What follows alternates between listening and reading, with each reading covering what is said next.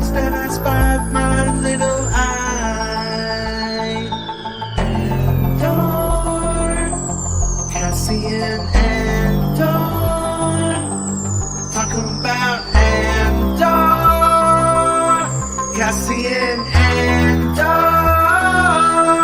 He's a rebel spy, super bad friend. Give you a hug at the very end. Make that man feel like 100. He's the rogue one for me. Pick you as up, he's not in the show. Is he a fish or a thief? He's Cassian Andor, Cassian Andor, Cassian Andor.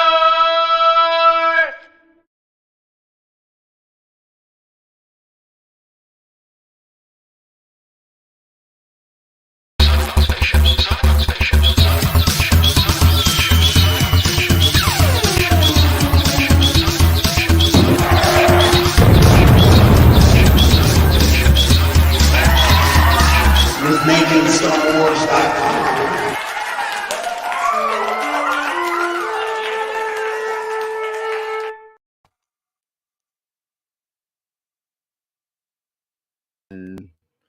Will the show break? I don't know. It's too hot. It's too You gotta hot. end that. You gotta update the song, Jason. You gotta update the song so it ends with, "Hey, sounds like fat bastard." Yeah, I know. I was gonna play for the fat bastard clip, but You keep the Hamill, but after that, then do Yeah. the fat bastard. Just add it in there. it's, Poorly. It's so hot that computers aren't happy. No one is. I'm not happy. No one is happy. But thankfully, back during the Bush era, when everyone was telling us that it was all a lie, it was all a hoax. Global warming wasn't real. Thank God my parents and all the geniuses of their generation listened. Thank you so much. I appreciate it. But yeah, I was like, what am I gonna do? Am I gonna do the show outside? Oh, I can't. My neighbors are building a garage right now. And When did you realize this shit was real? Like, for certain, no question. Like, for today you. when I got really sweaty balls. No, I mean, And you were in the freezer. well, you know, we Just curious. in California for the last 20 years, they've been telling us we're in a drought. And it was all about, I don't know, year 14, 15. I was like, you know what? This drought, don't think it's going to end, guys. And What did it for me was those back-to-back firestorms, 2003 and 2004. oh, fire tornadoes have been fun. Yeah, that's when I was like, look, it's not stopping. You know what I mean? Yeah. Like this, and then they're like, and then, you know, 10, 12 years later, idiot and tweet, you know, the tweeter in chief fucking goes, it's because they don't rake the forest. I'm like, yeah, that's why the deserts are on fire. Oh, deserts are on fire. Maybe we should start an event called the Great Rake Off, and we all get rakes and we all go to the forest and we just rake it, and then we can rake. Yeah, we can rake classified documents. We could try that one. They're raking everybody you know up there. They're everywhere. You just rake them up, scoop, put them in a box, shove them in a hole. Like, it doesn't matter. Keep them in your desk with your passports. I took the Andor clips from Twatter and edited them together and made it play fast, made it play slow. So it's about, you know, ended up being like 8 minutes when you play it slow. But my computer's not happy. So I think we should probably get to it before it gets any hotter so we can make sure that it plays, because I can't host this on the site. I have to host it I'm going to share a video thing. So I don't know if we have to unmute ourselves, Rob, too, if you want to talk over it. So, but here it is. Here are the clips.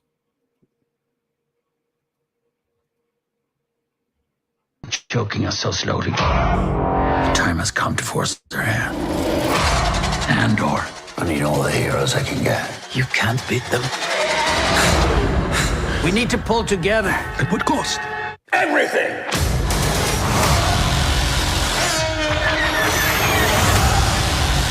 You know they're coming. Go, go, go! Star Wars Andor 3-episode premiere, streaming September 21st. To steal from the Empire. This one sucks. Well, that part Can't doesn't. imagine. That's all like me. You're like, wait a minute. would ever get inside their house. I think the shit's all playing like shit. I don't think it's gonna work. Yeah, it's not. Cool. You tried, dude. It's too hot. It's too hot. I blame Bix. Definitely too hot. I think it's Bix running. I think it broke this shit. Let me see one more time. Nope. Shit's broken. But I can't even make it stop. That's how hot it is. It's too hot for TV, you guys.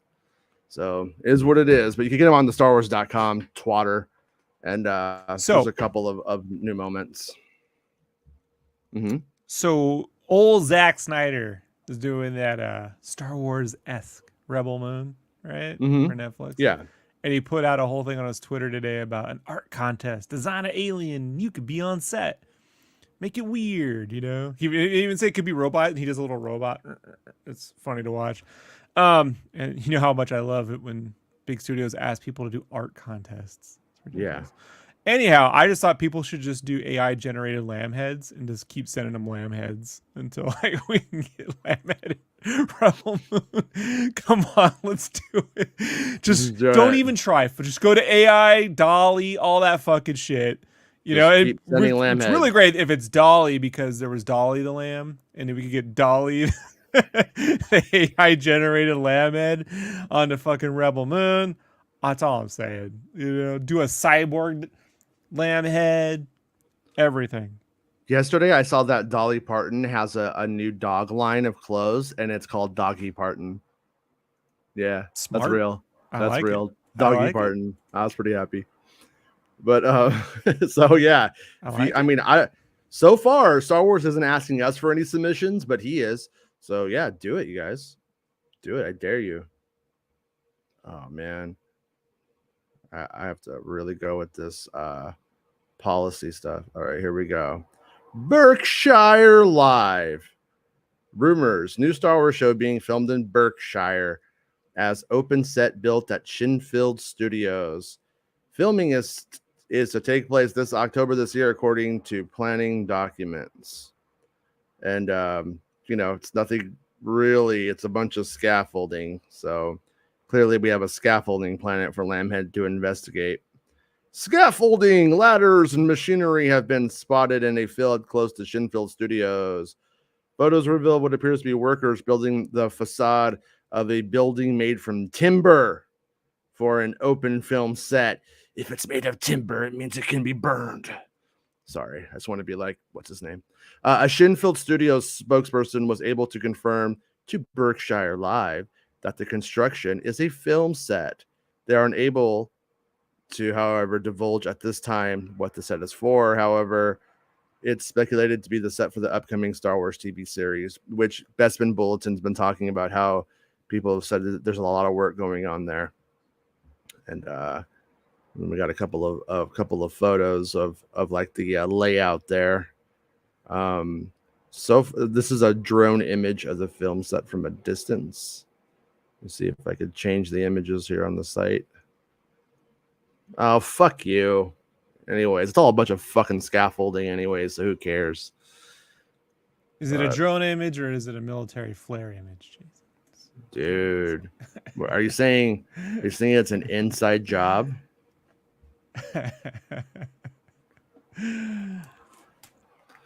Rob, the desert is on fire. That's called the Burning Man celebration. Rob, laugh out loud. I know, I've seen Santa out there with his booty shorts.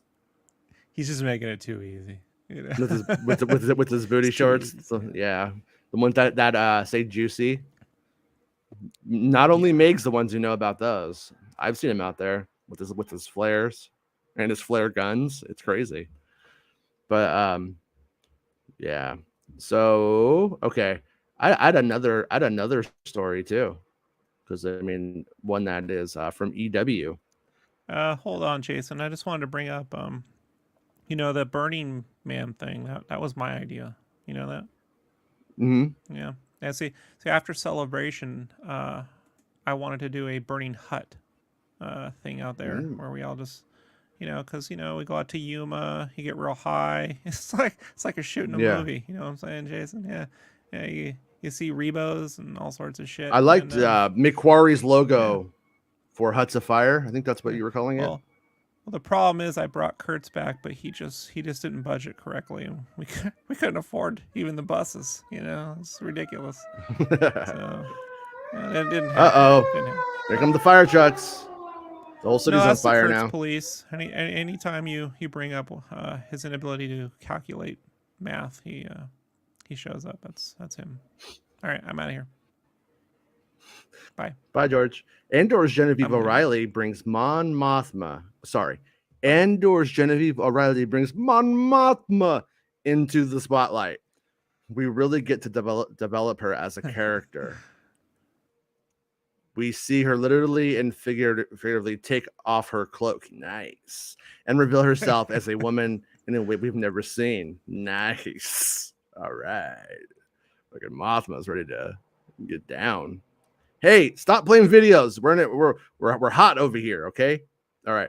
There are only 4 female speaking roles in the original Star Wars trilogy. From A New Hope to Return of the Jedi, only 4 women ever speak on screen. Finally, fucking we're doing it right, guys? Am I right? Yeah. No, that's so stupid. 1 is Princess Leia, 2 is Aunt Beru, who bites it in the first act of the first film. 3 is an unnamed rebel stationed on Hoth.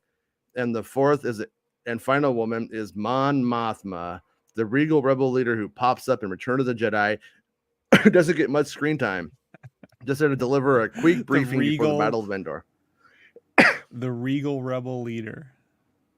Regal Beagle rebel leader. But she leaves a solemn impression, gravely reminding her rebel cohort that many Bothans died to bring them this information. The glamorous, imperious Mon Mothma has never been a major character, but she's been... Oh, excuse me, did you read the Star Wars Expanded Universe, you fake fan fuck? But prequels, but she's she's long been a fascinating part of the Star Wars history. Caroline Blickenston originated the role in Return of the Jedi, with Genevieve O'Reilly taking over for the prequel trilogy. Most of her scenes in 2005's Revenge of the Sith wound up on the cutting room floor, but she appears briefly as a background character. Later on, Mon Mothma would take on a slightly larger role in the Star Wars galaxy, with O'Reilly returning for 2016's Rogue One. Wait, why not Rogue One, a Star Wars story? Come on, respect it. And later, lending her voice to the animated series Star Wars Rebels. Or is it Star Wars Rebels? Now, after nearly 4 decades, this elegant leader is finally getting her time in the spotlight. Taking off that cloak, baby girl. With O'Reilly starring in the upcoming Disney Plus series Andor. Diego Luna plays the titular spy. Santa her tits. Oh, Jason! And Santa Russia! It's Star Wars Rubles! Star Wars Rubles! Here we go. Putin's back, baby. Well, they control the gas lines in Central Europe. Control the spice, control the gas. Diego Luna plays the titular spy, but the series creator Tony Gilroy, who also worked on Rogue One, says that Andor is just as much Mon Mothma's story. The show, debuting September 21st, is set several years before the events of Rouge One.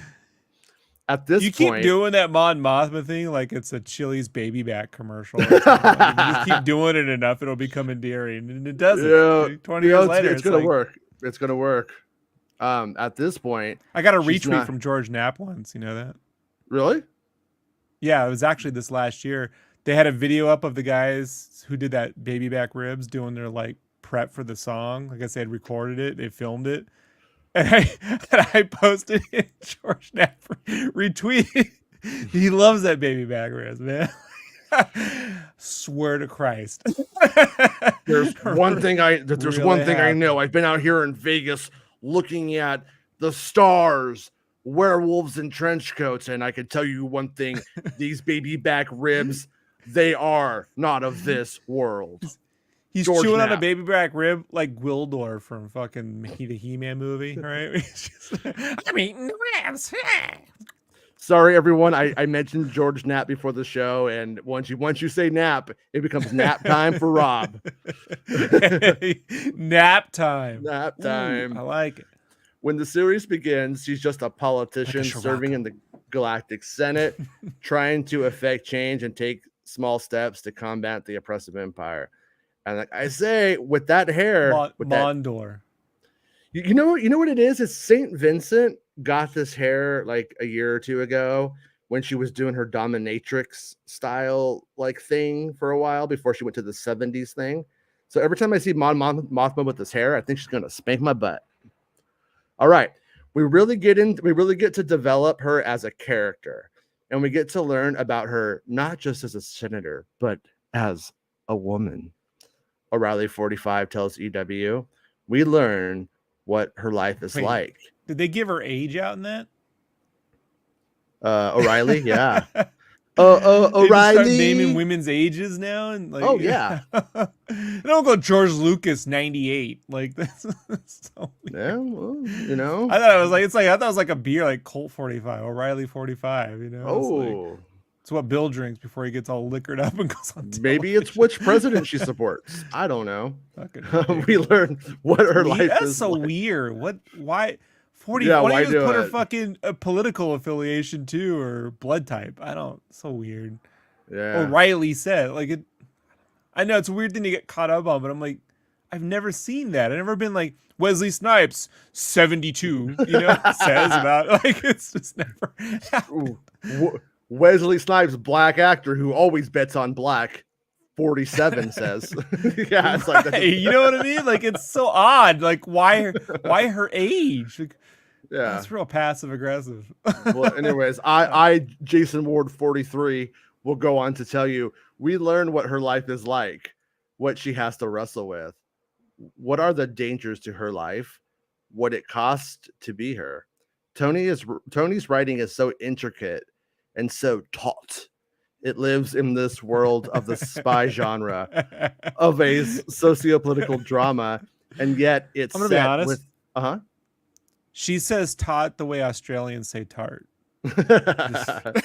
It's in my head. You know what I mean? I watch a lot of MasterChef Australia, so I'm a little bit of an expert. So it feels universal and intimate all at once. So when O'Reilly first landed the role for Revenge of the Sith, she rewatched Blakenston's scene in Return of the Jedi to help figure out the character, something she still does. I was always interested in her, the actress explains.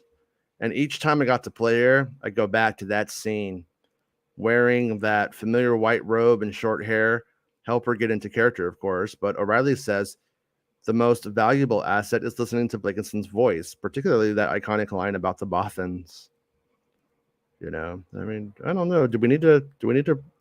At this point, I almost feel like she could do whatever she wants. You know, it's like she has more of a presence in Rogue One than the character had in Return of the Jedi for me. Anyway. You think Carrie was just too high to read those lines, and they were like, "We gotta get some other chick to come in here and basically be a Princess Leia." Like, there had to be. It couldn't just be because he was just forgot she was the role of the leader of the fucking rebellion for the last several fucking years. Like, it's so weird. Like. So weird that he added that character in Jedi, and then well, here's the thing: weird, man. Star Wars Disney is going to let us learn that actually Dodonna transitioned, and wait, Mon Mothma, Dodonna, Mon Mothma, yeah. There's no song you can make that's not going to play like we're being anti. I mean, he shaved that beard, and he's fucking hot, dude. He's fucking fine as fuck. You know what I mean? Like I respect her choice. Her pronouns has changed, and I always thought he just transitioned to the last Starfighter franchise because that dude who runs the Rylos looks just like Dodonna, but with like balding head. You know. Oh, poor Nikki. Nikki asked, "What is a woman?" Someday someone will make you feel like one. I promise. Just keep your head up, kid. All Someone right, who can't choose her own medical decisions for herself. That's who a woman is. You can see when Caroline does that in that scene. For me, there was always a pain at the heart of it. O'Reilly explains. You could see that she was carrying a pain, and I was really curious about what it was. What what has happened in this woman's life? What has it cost to be her? What are the sacrifices that she has had to make along the way to be that leader of a rebellion? Oh, she just got some dogs killed, you know? I can't lie. I'm not a big fan of the Bothan dog designs that they've used in the past. It's always like super The one fucking on the stupid to books. me. Yeah, like in Star Wars You- Star Wars Galaxies, the video game did it, and I was just like, nobody even played those. I don't know if I remember You know right. what they look like to me? I didn't realize it at the time, but later, this movie came out called Warriors of Virtue. Like these giant, like kangaroo-looking motherfuckers do with like, karate gis on and shit. Like that's what they look like. You should definitely sit through that stoned if you partake, because I don't. I But I'm don't. certain it has to be one of those movies that just Yeah. I'm No. stupid enough it is, and I laugh, so it's just got to be giddy for someone. I was never really like big into the pot, like it's fun every now and then, but when you get into a pandemic and you can't leave the house, it's a little fun to get a little stoned and watch play some video games when nothing else you can do. I won't lie, but also I cannot stick to a diet on it. People are like, just don't eat. You can do it. Just don't eat. I'm like, what the fuck are you talking about?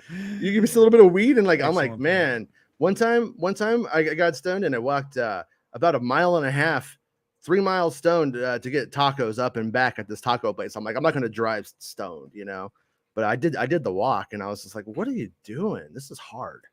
This is too hard, but it was good, man. All right. Andor hopes to answer some of those questions. When the show begins, Cassian Andor and Mon Mothma are literally on different planets, and it'll take a while for their stories to intersect. Man, I gotta say though, I hope Cassian's like, Mon Mothma, I'm gonna make you a woman, and then she's like, but I'm married, and he's like, let's start the rebellion in your panties, and then he just like pulls them down, and then she's like, oh my god, and then as the panties come down on it, it says Bothans, and they're like, oh my god, now I know what she meant, how many Bothans had to die. She'd banged a lot of spies to get this information. All right, we see her. You can imagine the song, more than a Mothma. More than a Mothma to me. More than a Mothma. Yeah.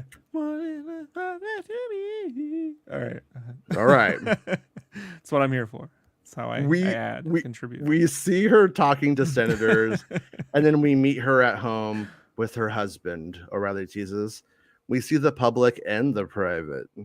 We see her literally and figuratively take off her cloak and reveal herself as a woman in a way we've never seen before. Says O'Reilly 45 or whatever it says. That's what I'm saying. You know what? What if they brought it down to like minutes and seconds? 45, 17 hours, 37 seconds. Yeah. They're just keeping track. Like, okay, it's not weird at all.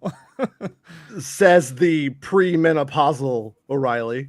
Like, what? What are you doing? God, Right. Come on. Right. O'Reilly heat flashes. What? Heat flashes. The old heat flash O'Reilly.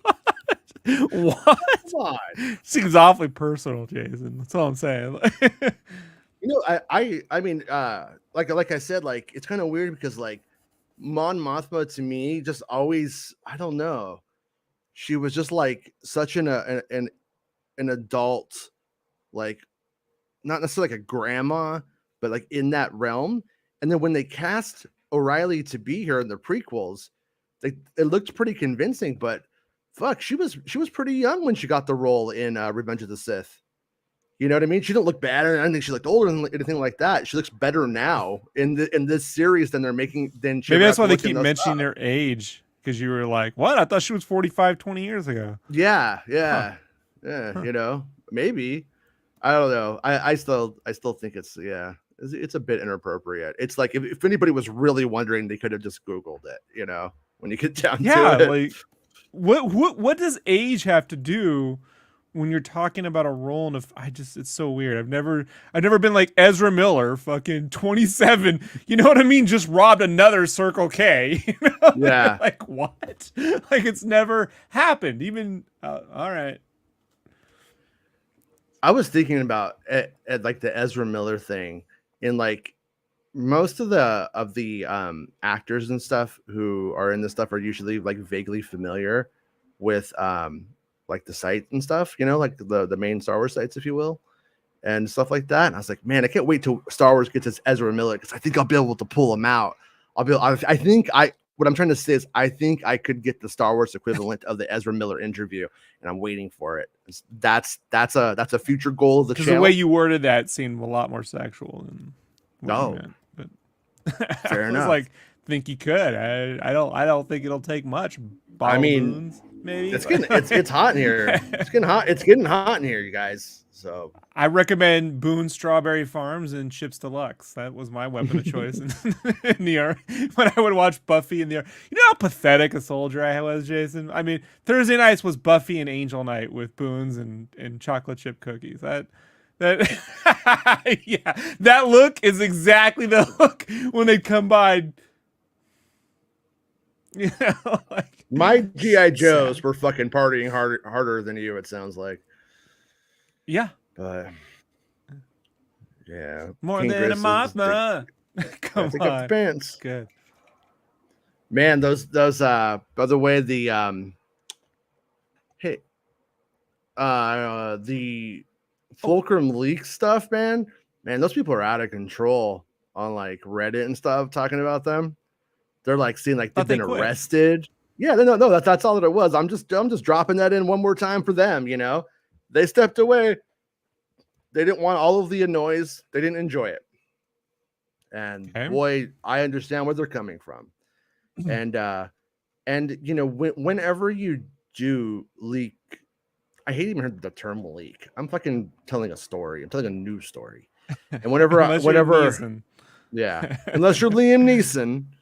God, I like the song I did for that one. I don't really like most of the songs that I do for the Star Wars stuff when I listen back, but the Liam Neeson one was good. Anyways, yeah, like sometimes though, like sources will tell you a bunch of shit, and then like 4 months later they'll be like, "Oh, I'm really stressing out. Can you delete that?" And you're like, "I can, yeah, sure, but you know, you can't put the toothpaste back in the bottle, you know." So stuff like that happens, and it just makes it kind of not fun when that happens, because you don't want anybody to be nervous or unhappy or anything like that. And so my point is, don't listen to what people say about what's happening. I mean, they've said crazy shit about me for years. I know what those guys. I know the real story about what went on with them. It's none of our business, really. But my point is, almost no one has anything to say that's correct. And I messaged people related to it and was like, hey, is that what they're like? No, I just heard this from somebody else. Like every single person who was being an authority on it was always a friend of a friend. Don't believe any of that shit. It just wasn't. And we know they don't have any friends. So what? We didn't say that. What? You said that. Oh, okay. I didn't say that. I guess no scoops for Rob. I mean, unless I'm their friend. unless it turns out they already quit. I don't have to be nice to them anymore, Jason. Like, once you give up, once you quit, then it's fucking game's on. Yeah, being facetious. In case they're European and they don't get me, you know, like somebody came and like brought me all of the concept art that they were talking about. Don't say that. That's that. No, Jason, don't. But I'm not going to release that. I'm not going to. I'm not going to out of respect for them, because I don't know what the lineage of it was for 100%. What Jason doesn't know is I've been secretly feeding him Mid-Journey generated artwork on the side. Telling him don't release it. Yeah. No, but that was the whole thing. It's like I got it like in a I don't know what you want to call it, a dead drop, where I don't know what you want to call this, but it's like a link. One time you get it, and then there's no one to respond to. There's no one to talk to. Stuff was all sent to me, and then I was just like, well, I don't know if this like jeopardizes their people. I don't know what the deal is, so I'm just going to leave it alone. I'm sure that whoever sent it to me will see I'm not doing anything with it and send it to someone else, and then they'll do something with it, you know. But I will All I say, can say is that photo of Diego Luna looks like Shia LaBeouf in a disguise. Like, you know what I mean? Diego Luna says Andor is going to challenge what you think you know about Rouge One. The actor admits his return to Star Wars took time getting used to after mourning the death of the characters years earlier. And then there I was, being Cassian again. Diego Luna is. It would be cool if his name was San Diego Luna. You know, I'm San Diego Right? Luna, the craziest guy in San Diego. All right, It let me means make the this- whale's vagina, Jason. Do you know? Yeah, Like, right. someone told him that, and he didn't get the memo. You know, poor guy. I actually was at a dispensary one time, and Diego Luna was there. I swear, I'm not a Seriously? pilot. I swear to God, yeah, in LA. You weren't hallucinating Diego Lunas, because that happens No. to me. No, it was really What? him. No? It was really Okay. him. All right. Yeah. But you said you Diego- don't partake. I don't. It's a joke. Fuckface. Like, Yeah. sorry. Just arguing with theoretical internet bot. No, it actually sucked because I was dating a really attractive lady at the time who could not give two shits about Star Wars. Genevieve And O'Reilly, 45.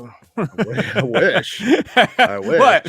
You Yeah. realize from now until the end of time, I'm going to just state her age, right? Yeah. Anytime No, say and her I wanted to like talk to him, and I'm like, oh, that's the guy from one of the things I cover, and she just like couldn't give two fucks, and I was like, well, okay.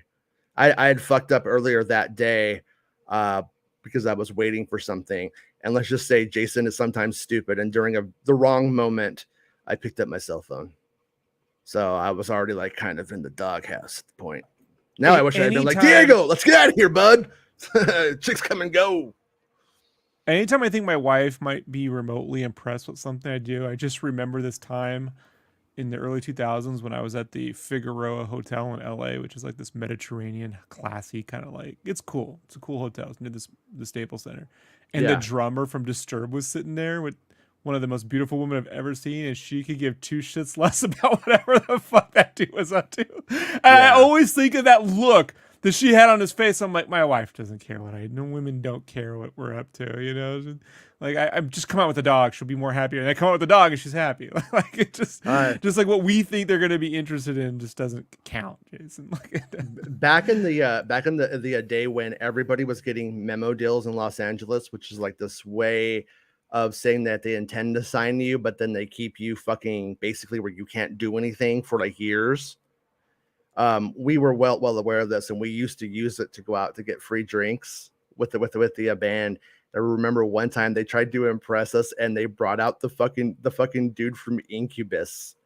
He's there with his fucking hair, and I'm tossed, and I'm just like, are you a fucking circus animal? Are you a performing fucking monkey for this guy? You know, I'm just like, it was a good time though. I have no. I'm gonna be honest, I can't tell a difference between an Incubus and a Hoobastank, but you know, I'm certain. Yeah. I don't know. They're all the same to me. You know, that's a good place to be in because there is no difference. Diego Luna is well aware that you know how the Cassian Andor story ends, but he's certain that Andor, Disney Plus's upcoming Star Wars series, is going to change the way you look at the character in 2016's Rouge One, a Star Wars story. It The ends with prequel- the middle and third act that could be edited better. If only Rob knew what he was talking about. This movie needs to be edited. I feel like I've been watching it since I was 6 years old. Oh shit!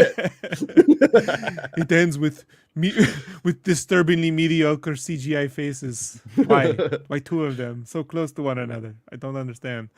The prequel right. series begins 5 years before the event of Rogue One, as Cassian is looking for someone from his past, but he instead finds some trouble that quickly escalates.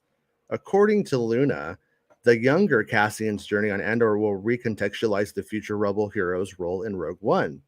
In fact, we're going to challenge every idea you have or every answer you came up with for why or how things happened and why this character did what he did, Luna tells the Hollywood Reporter.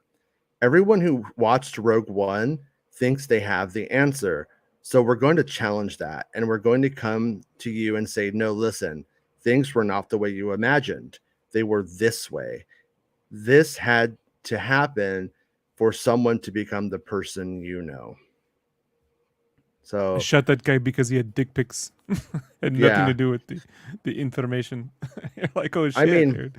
Of who? Of K2SO. But it's a robot. How does he have robot dick pics? Yeah.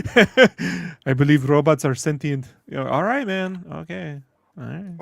I think well, I mean, it's like I still, like I always say, I still feel like people just generally misunderstand the beginning of that movie when he shoots the guy. It's not like people act like, like, oh, he's so hardcore, that's why he did it, because he's evil, or he will be evil for the Empire. And then the movie kind of reinforces it a little bit when it's all, we've all done terrible things for the Empire. I mean, for the rebellion. But it's like what he did was completely necessary.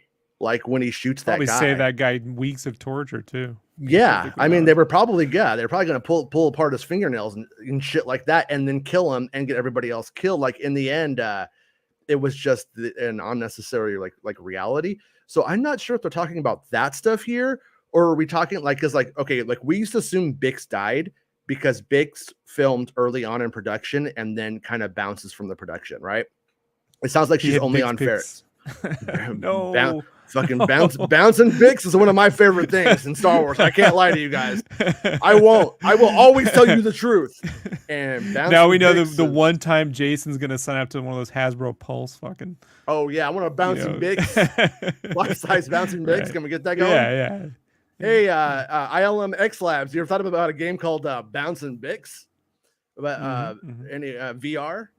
Oh, by the way, there was some Oculus Quest 2 stuff found in the newest patch for Fortnite. Oh boy, am I excited. But anyways. Did you mean MetaQuest 2? Oh, whatever. Fuck you. Dicks. Fuck the whole thing. Right? Yeah. But I haven't turned mine on since fucking they changed their name to Meta. I don't know. I haven't either, actually. Not because of that. Just kind of got tired of all of the offerings. They have a real software problem, when you get down to it. Like, just not really offering anything I would actually like need or want to play. But all right, games. Well, I play those PC games a lot too, so I should log back in sometime. But, yeah, I mean, if they do the Fortnite thing, I'm in. But anyways, or are they talking about why he's in the rebellion, like stuff like his father being hanged in the town square, or like we thought Bix died and she is now either misleading us on purpose or is telling the truth, probably telling the truth, that she'll be back for the second season. And my estimation is in the second season we go back to Ferrix years later and we see what's happened and what's happened to her by not getting the fuck out, maybe, and by staying there. And so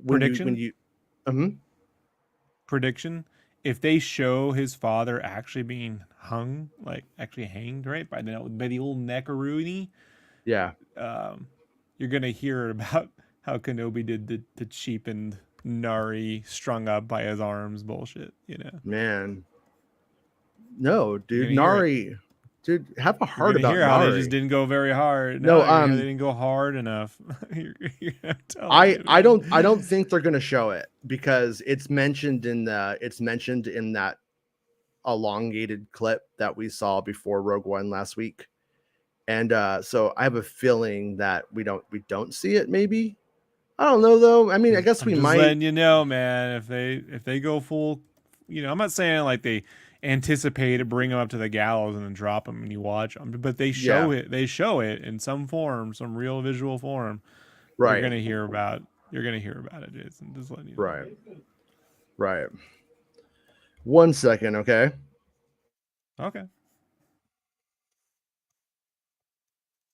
More than a Mothma. More than a Mothma to me. Okay, all right. I was filling in the gaps. Yeah, you have to. You have to. Oh! Speaking of filling in the gaps, I was watching. I don't know why that has anything to do with it, but it's funny. I was watching the Hot Mic with John Roca and Jeff Snatter yesterday. Right, I gave him a little money, asked a little Beverly Hills 4 question because it's ridiculous. They changed the name of Beverly Hills Cop 4 to in the wake of the success of Top Gun Maverick, they've changed the name from Beverly Hills Cop 4 to Beverly Hills Axel Foley. Like, you're right. Which got a chuckle out of junk. you know, it's ridiculous, but that's how Hollywood works. You want to know? You know what though? I'm even gonna say calling it Beverly Hills Cop 4 gives me more of the nostalgic vibe, throwback vibe than doing that. And it's a If streaming that's the service, word. so you literally could put the 3 other films next. I don't know. So it's just so weird, man. As if it were ever. I don't know. Anyhow, but when I was watching the show, I was like noticing who was given money, and you know who popped up in the fucking feed? Sucked. Sucked through down some money. I was like, all right, Sucked. Sucked is always So, supportive. Yeah, Sucked is always he supporting gets people. around. He gets Yeah. around. Well, after I don't know, the last 20 years of what Eddie Murphy's done and Coming to America too, I don't trust it, man. I can't. That was lie. my whole I don't question. trust Like it. after, will this be? Because that was my whole question. Like, is there any fucking chance this might be remotely interesting? But it doubtful. Yeah. Fuck Yeah. Coming to America too. That was He bullshit. was better off making a Dolomite universe. You know, It was just better off not Entertaining being film. fucking candy ass anymore and going back and making fucking Golden Child too. Series creator showrunner Tony Gilroy has already mapped out Andor season 2, which will shoot 12 episodes in 4 3-episode blocks, with each block representing a year of story. So naturally, Luna is excited about the ambitious format. I think it's I read that perfect. as in 4:3 aspect ratio. So Oh. I had to do that double take for a second. No, a 4-8-12. I think it's perfect. It's lovely. It's almost like 4 different movies via 4-episode blocks, Luna says. There's also space in between each block where time passes, so we're allowed to evolve and transform. So let's like that right there. I like that. That's what I wanted to like do. I do hope, and I don't think he would do this. I don't think Gilroy is that kind of filmmaker, but my fear is that important developmental stuff is going to happen in between the episodes, and I'm like, no, that should have been on screen.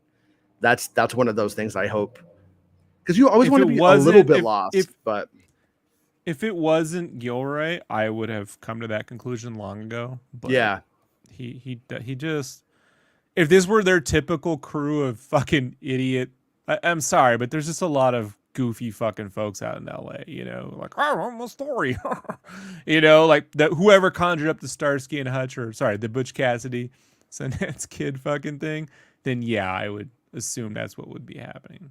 yeah, Sadly, it feels like that way sometimes with the Marvel shows when they're like they jump episodes and you're like, feels like we should have saw something happen. Especially like that was my whole complaint with the Ms. Marvel series, was that there's so much story that it's like all this shit's happening in between episodes that I'm like, nah, this should be like 3 times as long. You know what I mean? With actually showing us what's happening bit by bit, because that's what a show does. So hopefully this finds a way to get the pacing down. It's 12 episodes, right? They said, Mhm. right? So it's 12. Yeah. So- Are they still doing 12 with the second season? that's what they're saying. Yeah, It's a good and length. it's I like that. Yeah. like that's the really quickly, little plug for Star Wars Santa. If you're into pee and you want to hear about Meg urinating and Reading in a field, you can listen to the newest episode of Star Wars Santa if that's your thing. Literally, you just did a Wile E. Coyote where you tear the fucking highway motor and I run right into the wall. I was like, what? Yeah. And then All right. so Seth wisely points out the Clone Wars format. In a way, yeah, it is sort of an Andor Rebel Alliance anthology series in a way. This format is very, very George Lucas-y, I don't think on purpose, but with Young Indy, every 2 episodes could be edited into a small feature film. And in Clone Wars, every 3 to 4 episodes were eventually made into little, where you could cut them into little feature films. And this, I think, is doing exactly that format. What? Feature films. Little feature films.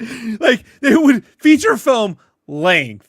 Feature film. length, What that's what I film? mean. What film? That's what I What? mean. Okay. Because when you say feature film, like those weren't even 3 together. It's not a no, movie. no, You no, know, no. like this. What movie? For It's like when what it's like when they called those math. Hold on, you know, in the 4th grade when they used to make you play educational video games, and you were like, "It's not a game. It's math." Like when Young Indiana Jones was put onto VHS in the final release, they were actually released individually as movies, like the Young Indy, that is.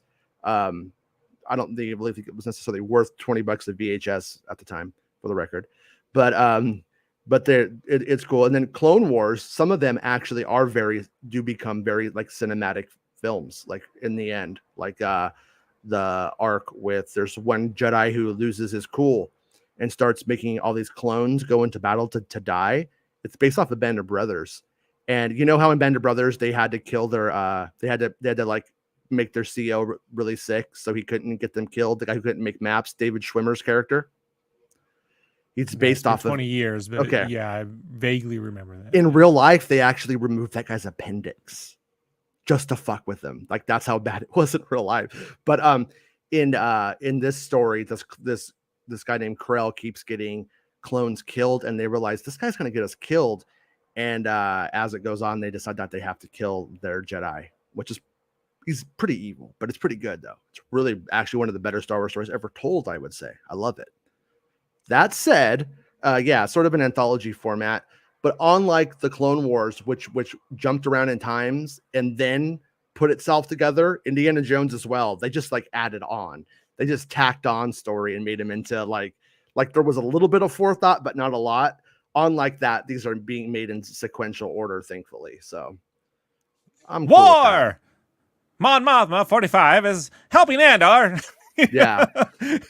Start like well, that. And every episode will start off with some guy in that voice, the news on the march telling you Mon Mothma's age.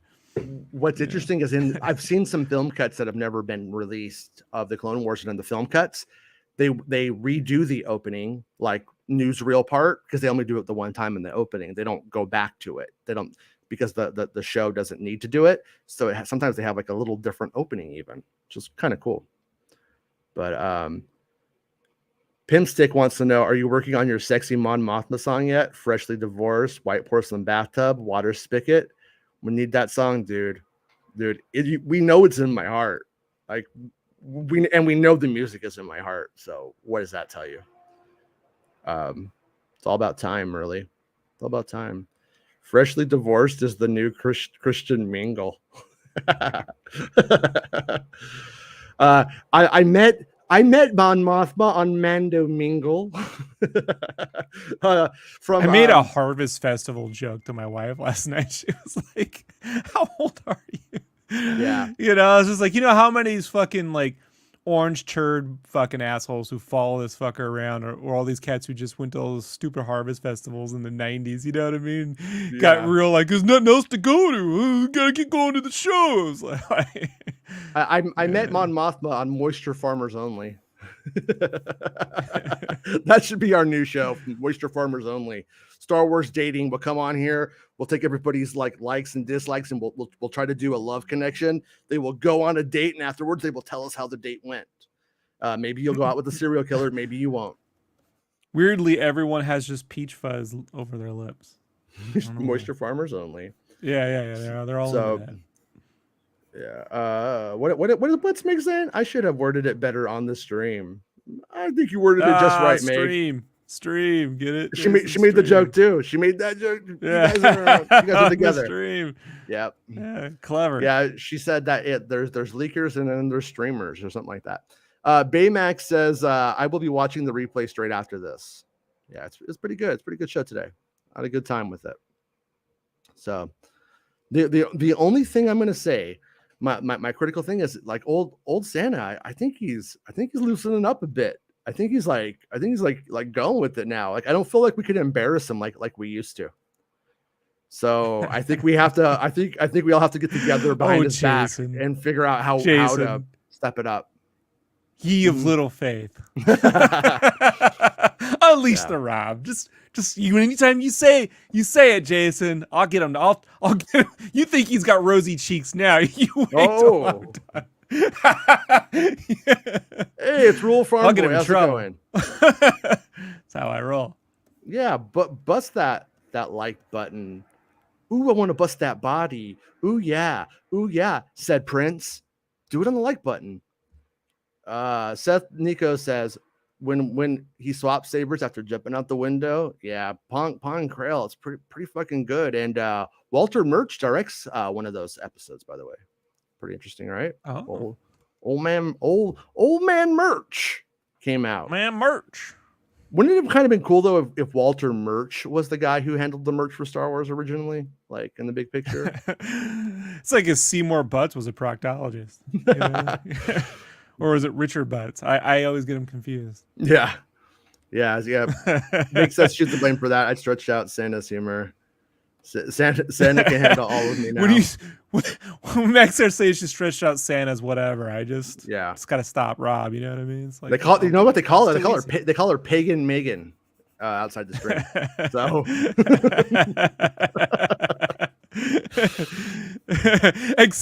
except for when she's talking about streams and it's Pagan Megan. They're Pagan Megan.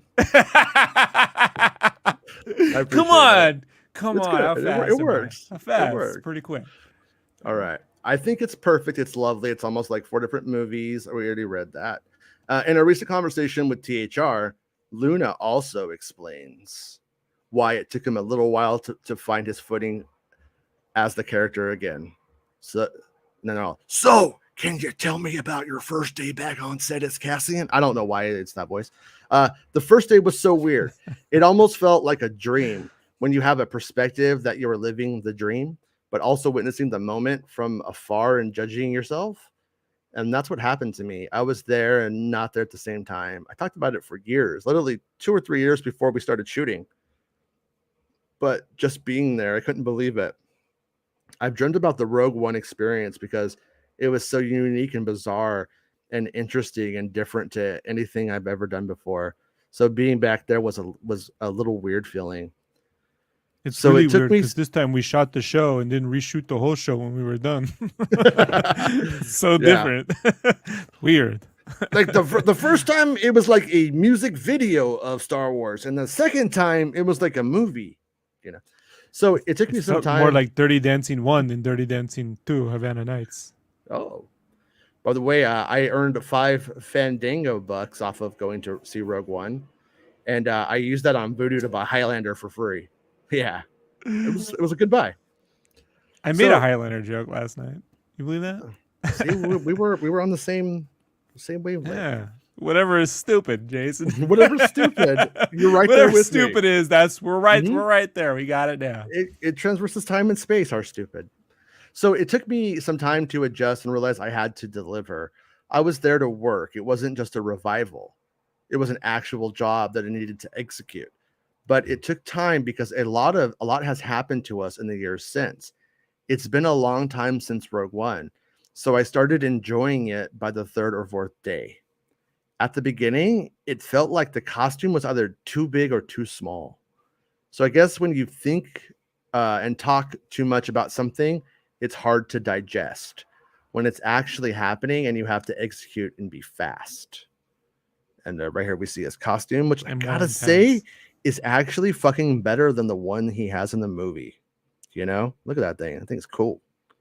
Kind of looks like a fucking space pirate captain or something. So I dig it. Well, yeah, that's cool. Yeah, it is. It's a good costume. I mean, I like the costumes in Rogue One. There's this thing about like Richard Marquand when they were directing Return of the Jedi, hated the Empire costumes, thought they looked just too basic, wanted them to up design them a bit more. And Rogue One really riffed on Empire constantly with the costume designs. I think they did a good job of it. But I do prefer that Return of the Jedi more intricate kind of layout. And this right here feels a little bit more Return of the Jedi-ish to me in a way, like layers and stuff. Look, Jason, I've been hearing about this for almost 40 years now. And I think you should know Mark Juan found that Thriller jacket before Michael. And I just wouldn't let him. He wanted to put all the Imperials in the Thriller jacket. That was ridiculous. Really? It was ridiculous. Yeah. I couldn't have do to it. Well, I do have to. Can I talk about George's contribution to Andor? So George visited the set And he said that the only way this thing right here will work is if the writer sticks his penis into the tube. So the writer walks up and sticks his penis into this tube, and then that activates the robot. Well, look, I'm not a tech guy, but that checks out. I mean, it was your idea, George. Yeah, You're gonna own it, right? that was probably one of those stupid bets I made with Rick. Rick loves a good dick joke. You know what I'm saying? All right. So she says to look at the Star Wars channel. But why would I want to do that? Do I want news from 3 weeks ago? Why would anyone want to do that? Yeah, you don't even do it. No. What's going on there? I'm trying to look it up. It's all. Did you mean Star Wars? Yeah, I didn't put a space, but God, YouTube does not make it easy on any of us, does it? No. Oh, timeline Andor from Disney Plus. All right. Hey, I could download the video. Wait. That's weird. But I will share it over to my computer. Oh no, it won't let me do that. That would be too easy, wouldn't it? All right, I'll pull that up in just a second. We'll look at it.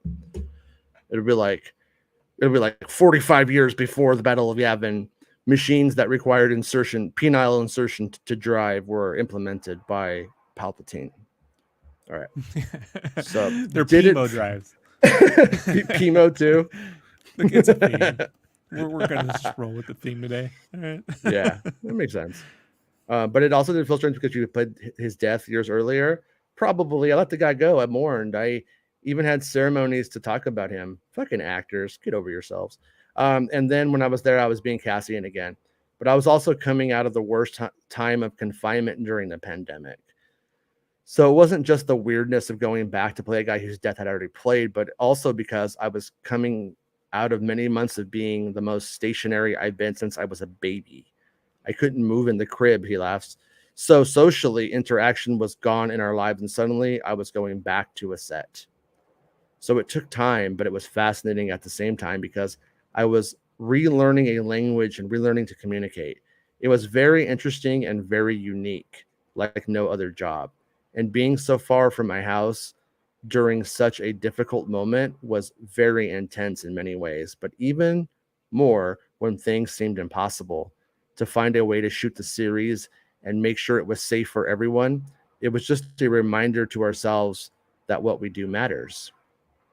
So, okay. You know, I could joke on it, but I will say, like, I was one of those ones who was fortunate that I didn't have to leave my house during 2020. So from January of 2020 to springish of 2021, whenever I got the shot, and then I had to wait 2 weeks, I didn't leave my house. I never left my house. Yeah. I didn't go to the dentist, and I told him, like, nope. Like, sorry, I brushed twice a day, flossed, so I was good, but yeah, so that time when I first left just to go to the park, I didn't even go to the park. I just stayed home, and I was fortunate, but it was weird. It was weird being around people. I was like, I don't know. I mean, I always don't like being around people as it is, but it was doubly weird. So I get that. Mm-hmm. Oh yeah, for sure. I mean, like I mean that was just strange. I remember driving to my girlfriend's house, and like there's no one on the freeway. And I felt like a fucking Stephen King movie or something, Hey, Naruto's here. How's it going, dude? How are you? Acolyte sets were being built like a month ago, I think. Nice. Yeah. Should we? Okay, I'm gonna stop the interview part here, and then we'll go over to the Andor video, and we'll see if I could play it in this heat. Maybe I can because I'm not having to like stream it through the computer. Maybe it will, maybe it won't. But let's take a look at it. Maybe there's some new footage. All right, are you able to see it, Rob? Do I have it set up right? Yeah. Okay. Here it goes. Before a new hope emerges, What? In a Whoa! galaxy far, far Sorry, away. that was too crazy. What? What? This timeline's Before the crazy. creation of a Oh, devastating weapon known as the Death Star. yeah. And before a team of rebels known as Rogue One unite for the first time. An unsuspecting thief named Cassian Andor will be thrust onto a journey that sparks the birth of a rebellion and sets in motion He is a everything thief. I thought he was a fish. you've come to know.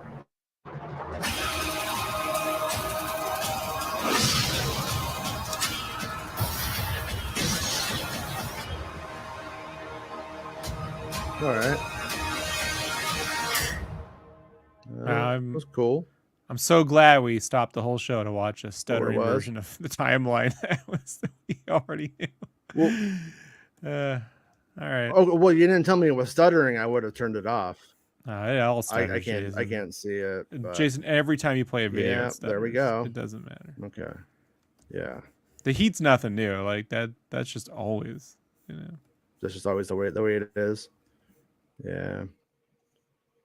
Maybe I should have a computer drive of everybody give me money so I could buy a PC because this Mac ain't handling it. Yeah. But yeah, Santa. Oh. Santa's like my dad. I make you blush. On, man, oh, he thought sexually I could make, but I could still make him blush. Oh. Keeping all the money, Jason. Keeping all the parts. There's a giant chip shortage because Santa's been hoarding parts. That sounds right. Yeah. All right. Yeah, Tony Gilroy has said in the past that his superpowers was not being a lifelong Star Wars fan, and I do agree with that. Like I've always thought that that's really important because Star Wars fans get lost. You know, they get lost in the allure and the love of it. It's like, no, just make it matter, Tell and me then we'll about love it. Jason. Mm-hmm. Yeah, I know. You know what it's like for me to be on this show, you weirdos. What? Too much? No, and I feel the lack of fear on Andor as well. So you could also sense that he was unafraid to tell a new type of story. And then Diego says, "I think so. Tony is not afraid. Period. It's nothing to do with Star Wars or his work. I admire the guy so much. He experienced freedom in a very rigorous way, which I love. It is very interesting to have a voice like his in the story. You never approach a story this way where you know what the end is, and the creative team doesn't have to deliver an ending that you're not expecting. We also we don't have to think about that." So that's true. I mean, not for a lot of the characters, right? But in fact, we're going to challenge every idea you have or every answer you came up with for why or how things happened and why this character did what he did. Why was he willing to sacrifice everything for the cause? I'm going to guess because they killed both of his families and probably his girlfriend in the end. What did it mean? He got triple dog dared in the first episode, and he's bound by it now. Like, I don't know, man. If Bix was my girlfriend and the Empire killed her, I'd probably go hug Jyn Erso on a beach and die. I've been in this fight since I was 6 years old. He said it. What did it mean when he said, "I've been in this fight since I was 6 years old"? What did he mean when he said, "I've done terrible things on behalf of the rebellion"? So that's what we're going to challenge, because everyone who watched Rogue One thinks they have the answer. We're going to challenge that. We're going to come to you and say, no, listen, things were not what you imagined. They were this way. This has happened for someone to become the person you know. So the freedom Tony Gilroy has to execute his writing is needed. Otherwise, there's no way to come up with a story that you would care about. You need a strong voice like this and a complex writer, which he is. So the energy, the strength, and the boldness of the story comes from Tony Gilroy and the creative minds behind the show. When you put Tony Gilroy in the lead, other voices emerge that are really important for the show, such as producer Wallenberg, producer Hull, costume designer Wilkinson, and makeup designer Emma Scott. We had all these voices that were willing. Harold. I guess none of their ages were added to that line. You didn't go through that whole list of people with their ages. No ages. Okay, just checking. With Rogue One, we were asked to be different. We were a standalone. We were a different Star Wars story that had a beginning and an end.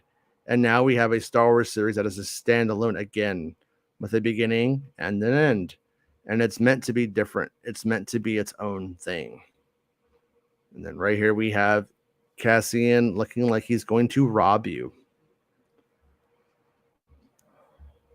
Kind of get some Alan Alda vibes off of this picture of Cassian. Like he's ready to go to MASH. You're being incredibly generous to Alan Alda. Yeah, like a good looking Alan Alda. I look more like Alan Alda than Diego Luna, to be honest. What do you think of Tony's plan for season 2? As every 3 episodes will represent a hero story. I think it's perfect. It's lovely. It's almost like 4 different movies. 3 episodes. This is basically what he said in the other article.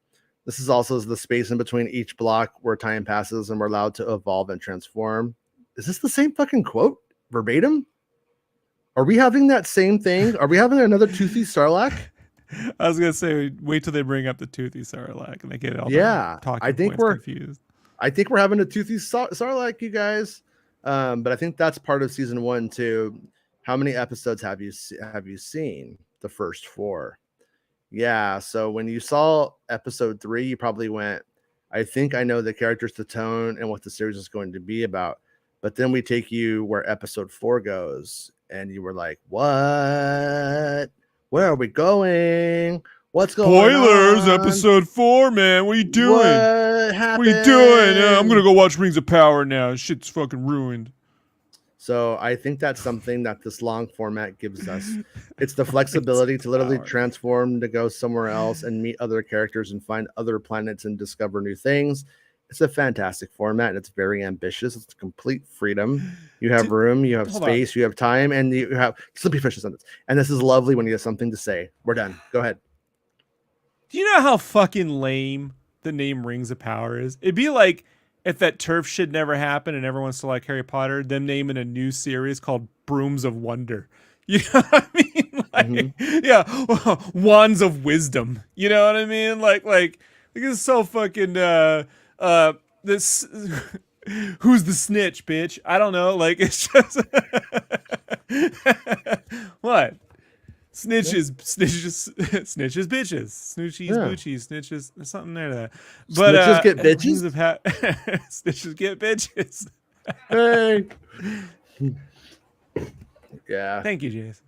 Welcome. Fucking lame. Rings of Power. Stupid. I watched it last night. Have you seen it? I'm not watching it. It's just corny. It's corny, man. Gotta say, I can't not see Harry Knowles as a Hobbit since the Hobbit films. I just can't. They all look like Harry Knowles to me. I liked it. I don't love it. I like it better than the Peter Jackson movies. I was more into it than the Peter Jackson movies personally. Thought it was better so far than the Game of Thrones House of Dragon series. That once it started to get a little bit tedious, it moved on. Once it did a pretty good job of doing all of that fantasy bullshit that fantasy stuff has to do. And then once it started to become too much and I wanted to turn it off every single time, it would change gears to another story arc, and it moved around enough that I didn't get bored. But for me, the 2 episodes in one sitting was a bit much for me. So did you see Bezos's story notes?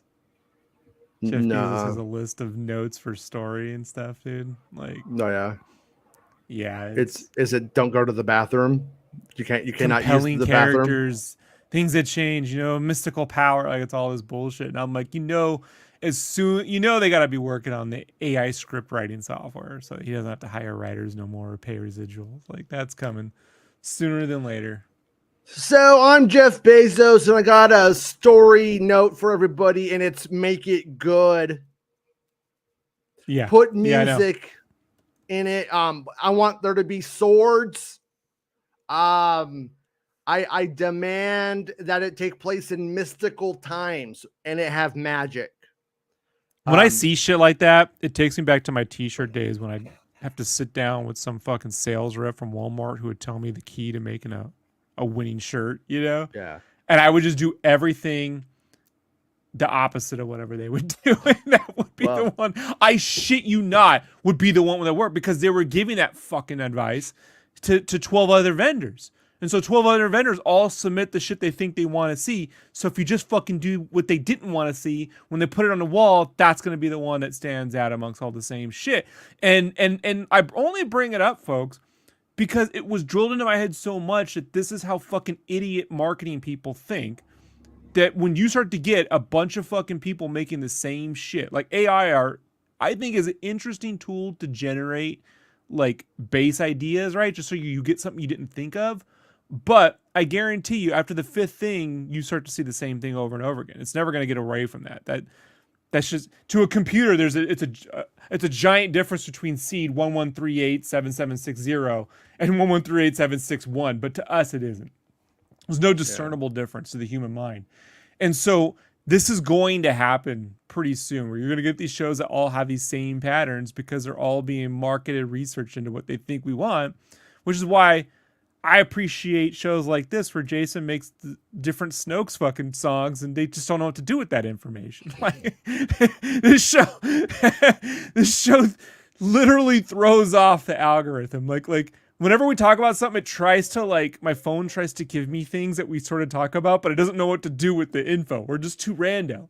Whenever I'm texting somebody and I go to write different and I have a typo on different, my phone wants to autocorrect to different strokes or different Snokes now. So I've been trying to just hypotheticalize a bunch of because it's an easy game to do. Like, okay, what are a bunch of other Top Gun Maverick fucking movies we can name with that type of slogan? Let's reboot something, but put the name of the character semicolon. So like Police Academy Squadron semicolon Porkins. Right. Or in my case, Better Off Dead, my $2, right? like it's just about the kid with the my $2. Or Facts Alive, Mrs. Garrett, like this shit. Facts Alive, 2D. Yeah. Seriously, it's common. You know what I mean? And once they unleash the computers, you're going to get 10 times more of it because it's going to generate. And don't think they won't just auto-generate. They're going to try to do it. Just which series under which studio will try to generate those computer-generated scripts sooner than later. And it's got to be Amazon. It's got to be. Just reading the Bezos fucking story notes. I'm like, this motherfucker is literally... and there's nothing new to this. People have been trying to formalize everything. I mean, that's why the whole conversation about the hero's journey is why, watching Hollywood try to turn the hero's journey into this, here's a structure and here's how everything's structured. And it's it's not. You're perceiving that and you've used that to create what you think is a formula. But as we've seen every other Star Wars knockoff not work, you know what I mean? It doesn't actually work, Yeah. Well, there's a bad guy. I think he's a bad guy. I don't know. I don't know if it's Sauron or if it's just the new Gandalf, but there's this guy laying in like fire, and one of the hobbits finds him, and he seems kind of crazy, and he's drawing constantly, he's just out there. He's kind of like that guy in Indiana Jones 4 who does who loses his mind when he talks to the Crystal Skull. Well, all that's fine, okay, but once I point out that he looks exactly like Larry David, it changes the whole show for you. At that point, it's a whole different show because he looks like Larry David with the fucking wig on, 100%. It's like a fucking lanky ass Larry David, naked Larry David as a wizard. So if we could just get David Cross as Darth Plagueis, then we're rolling now. We're hitting all the getting all the things. But Jimmy says, if something in the way plays during episode 4, I'll be dead. Yeah, all of a sudden we have Nirvana playing, and he's like, I need to know what happened to my father. And he's like, your father wasn't a rebel. Your father was actually an Imperial. What? Lord Tasman says, pretty good. Yeah. No, but I mean, it's shit bow. That's a shit bow. Shit bow. Get it? So I want House of Dragons to be the better of the two, to be honest with you. If I have to play this game, I do want House of Dragons to be better. The girl who plays the new queen growing up, what's her name? The one who was in Ready Player One. I think that's the hottest lady in the history of time. And it's always funny because Really? they kept putting her in fucking things where like in the Norman Bates show, she had like a breathing thing on, so nobody knew she was hot. I was like, what is this? And then in Ready Player One, she's like a scar. People are like, I have this scar. And I was like, fuck it, I don't care. Get another one, baby. I'll buy you some Sizzler. Let's go out. Let's have a good time. Like it was just crazy. We going Sizzler. She's fucking beautiful. And they're like, oh, this is the ugly girl. I'm like, what do you got? What world is this?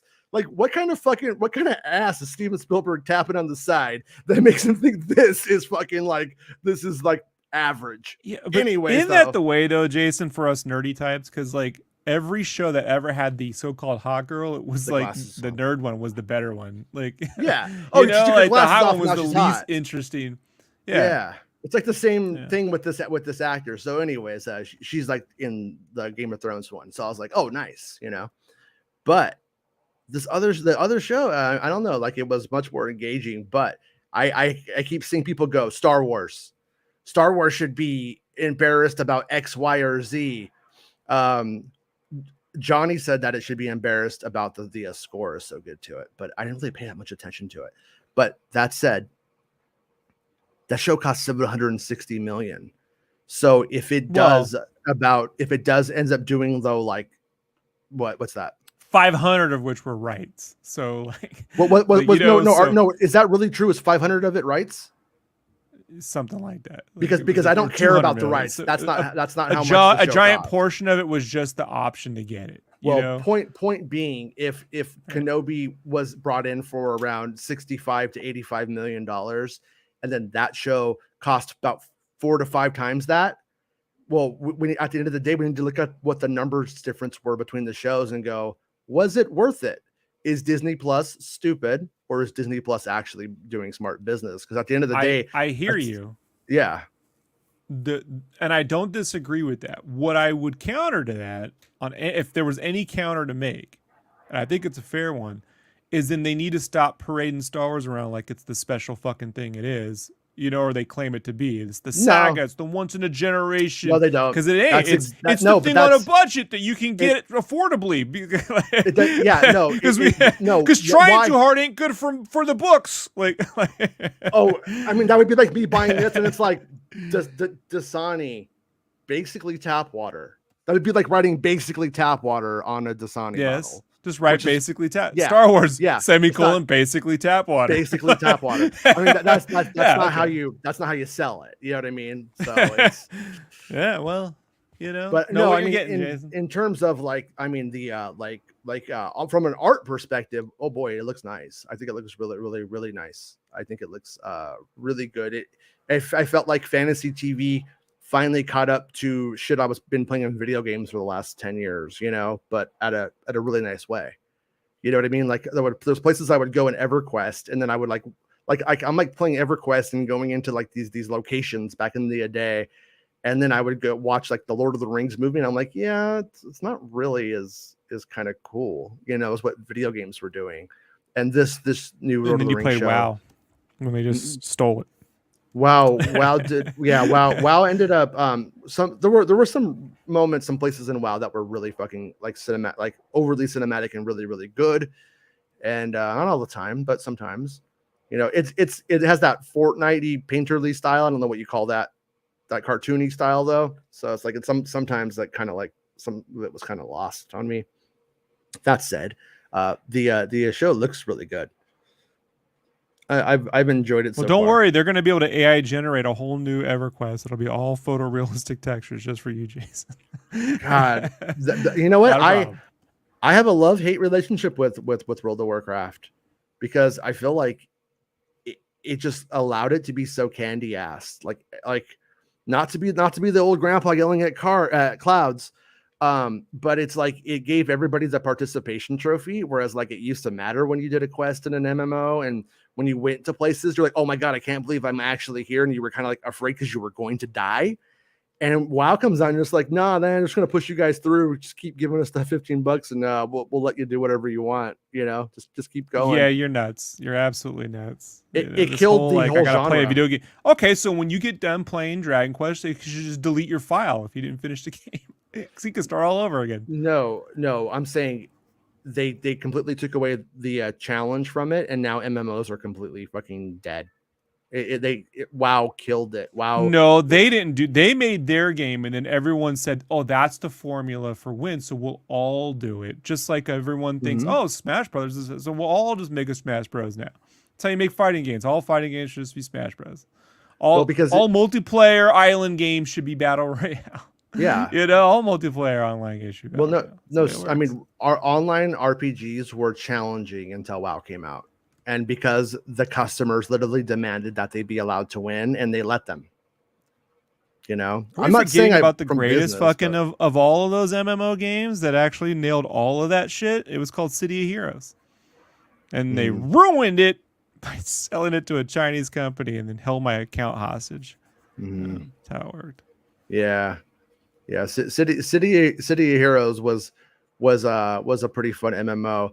It wasn't like it was different. I think it was just different though than like the fantasy ones at like around the. No, it legitimately had fun mechanics and it had a great balance between being challenging but not nerfed and not overly difficult. Like it just had the best balance, like of all of them, and it just for whatever reason, man, like they. Actually, it's the last time I was like, after that, I played that, got the fucking highest level characters and shit, fucking the whole thing. It was my jam. And then they were like, oh, nope, selling this to a Chinese company. Oh, nope, now it's free to play. Oh, nope, now you got to pay $70 to get your fucking high level character back. I'm like, oh, nope, I'll never play a fucking multiplayer online game ever again. That's it, Jason. That's when I quit. I'm out. Yeah. Can't do it. They can't hold my save hostage. Like, can't do it, dude. Yeah. Well, I just liked when you I like achieving. I'm an achiever whenever I play those kinds of games.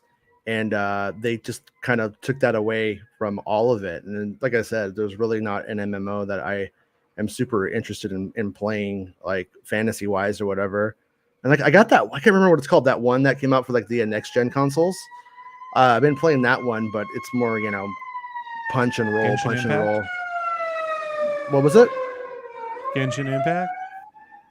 What'd you call it? Or Ancient Elden Impact? Ring. Oh, Elden Ring. Genshin Impact. No, Elden Ring.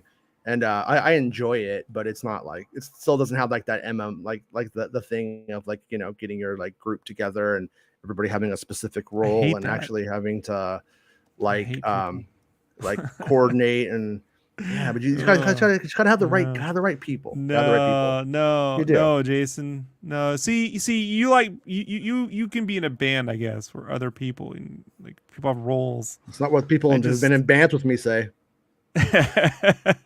Look, I'm generalizing, but you get what I mean. Yeah. That's why I like Demon Souls, because it's pretty and no one. I just turn off all the online shit, play it by myself. It's boring, not for me. Have a great time. My wife just hears me cursing all fucking night. She's, what are you doing up there, mother? Love this game. That's pretty much it. Yeah, like our buddy Baymax says, Boof was the hot one in Teen Wolf. Her and the guy jerking off in the stands during the credits. Yeah, the guy takes his dick out at the end of Teen Wolf. That's the funniest fucking shit ever. Boof is an 80s term for anal sex. You know that, right? Nice. Did you not know that? So anytime you hear someone from the 80s yell out boof, that's what it means. I only ever heard it, I feel like, for British slang for a gay man, probably derogatory. Yeah, it's probably where the play on the anal sex part came, but that's where that's where it comes from.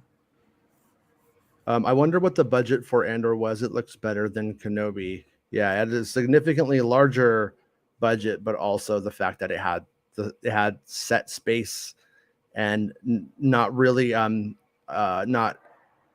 did not rely on the volume nearly as much, very, very minimally.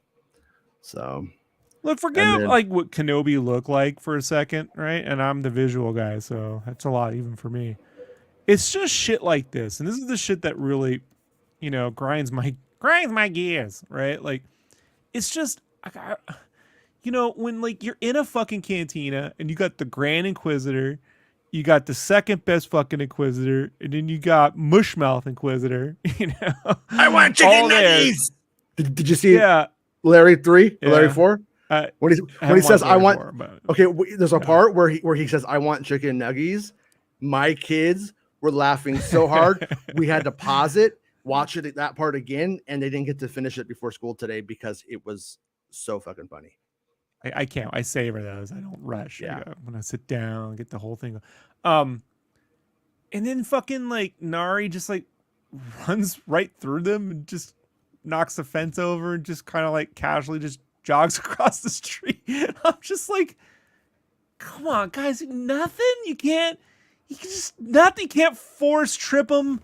I mean, you can't like. I don't know. There's got to be some bantha poodoo lying around nearby. You could throw the poodoo at him. Like something. I honestly I don't think Joby Harold did anything wrong in any of that stuff. Where I would put most of the critical side to the show. And the only thing I could think of, like when I look at certain places where it just does things like that, they must have had a tight schedule. Like they must have not have had time. Like that's the only thing I could think of why some things like that, or the moment with like Leia running, like where it's like the second unit people like just completely just did not try, and like the planning like of space was just not there. It's really rather weird.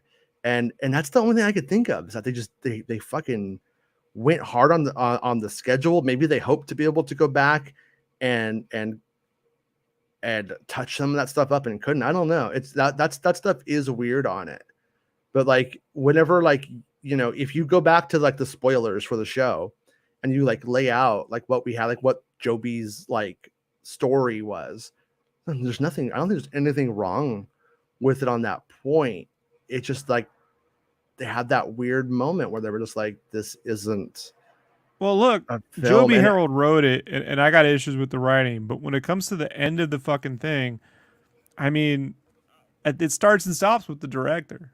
Like, I don't know what world we're going to live in. Is it a TV show or is it a movie? If it's a TV show, then Joby Harold is held responsible as showrunner. If it's a movie, it's Deborah Chow. Otherwise, I guess it's 50-50 at this point. But it's a limited series at the time. Considered what to be is a limited series, and so what does that mean? Because at Marvel, they're pretty clear about a showrunner, even on a limited series. Mm-hmm. They're like, it's these two cats, you know, or it's the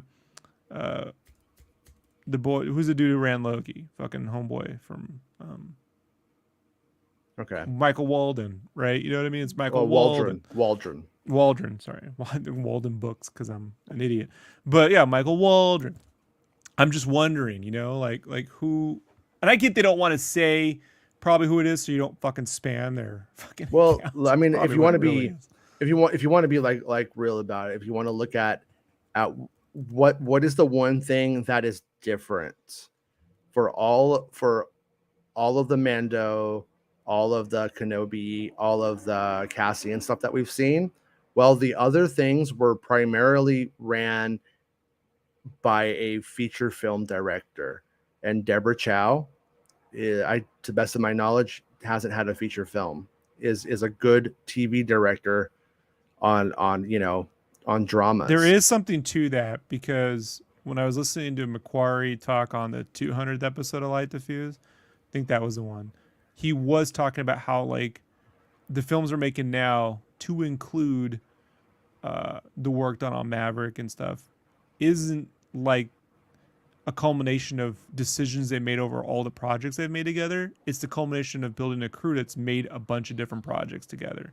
And so because he's made so many different types of films, he's able to think in a different way than, you know, he's always thinking like, he doesn't use the term cinematically, but he knows what he's talking about. He's thinking about it differently than he would as just a writer or even a director. Like he's thinking about the finished product in a lot of different ways and what that's going to look like up on the screen and play to an audience. And I do think there's something to be said.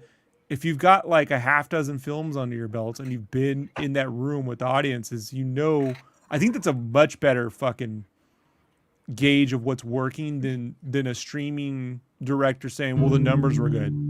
You know, like I don't know what the numbers are good means, you know? Numbers are good, dude.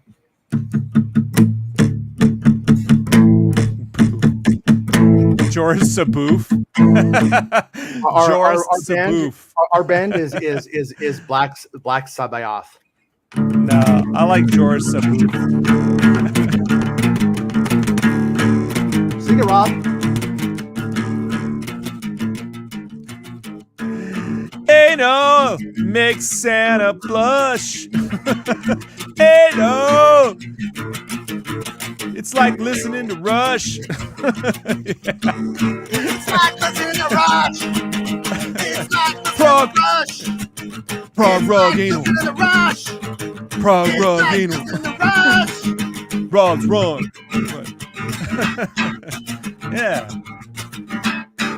All right. Flicking my fingers in, playing a speaking spell. You know, like and it's then all it the goes. same. Then it goes. I hate it when people say chicken nuggies. You sound like a fucking idiot when you say chicken nuggies. You sound like a fucking idiot when you say chicken nuggies.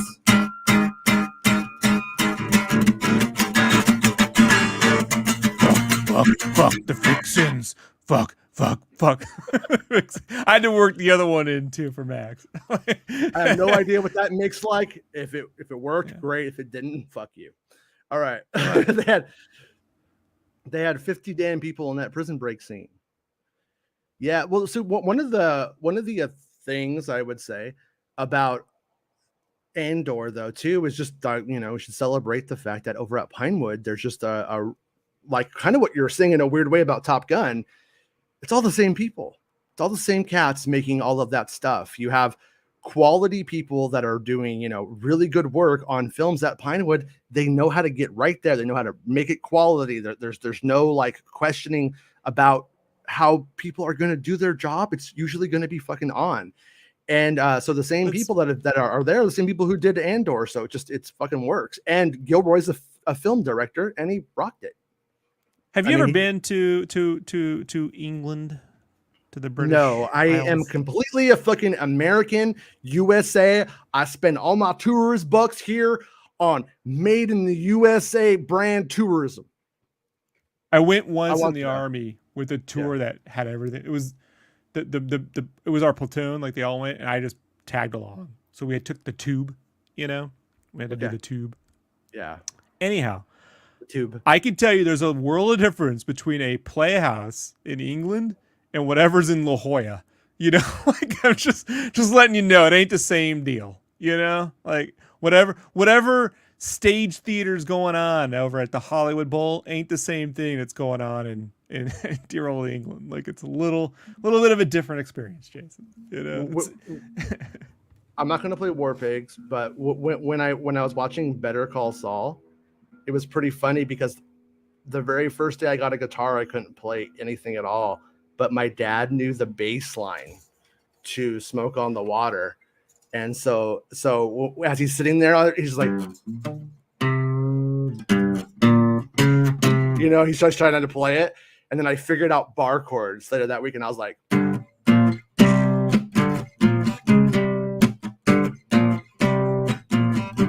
and I was hoping by the end of Better Call Saul, he would have been able to like do that.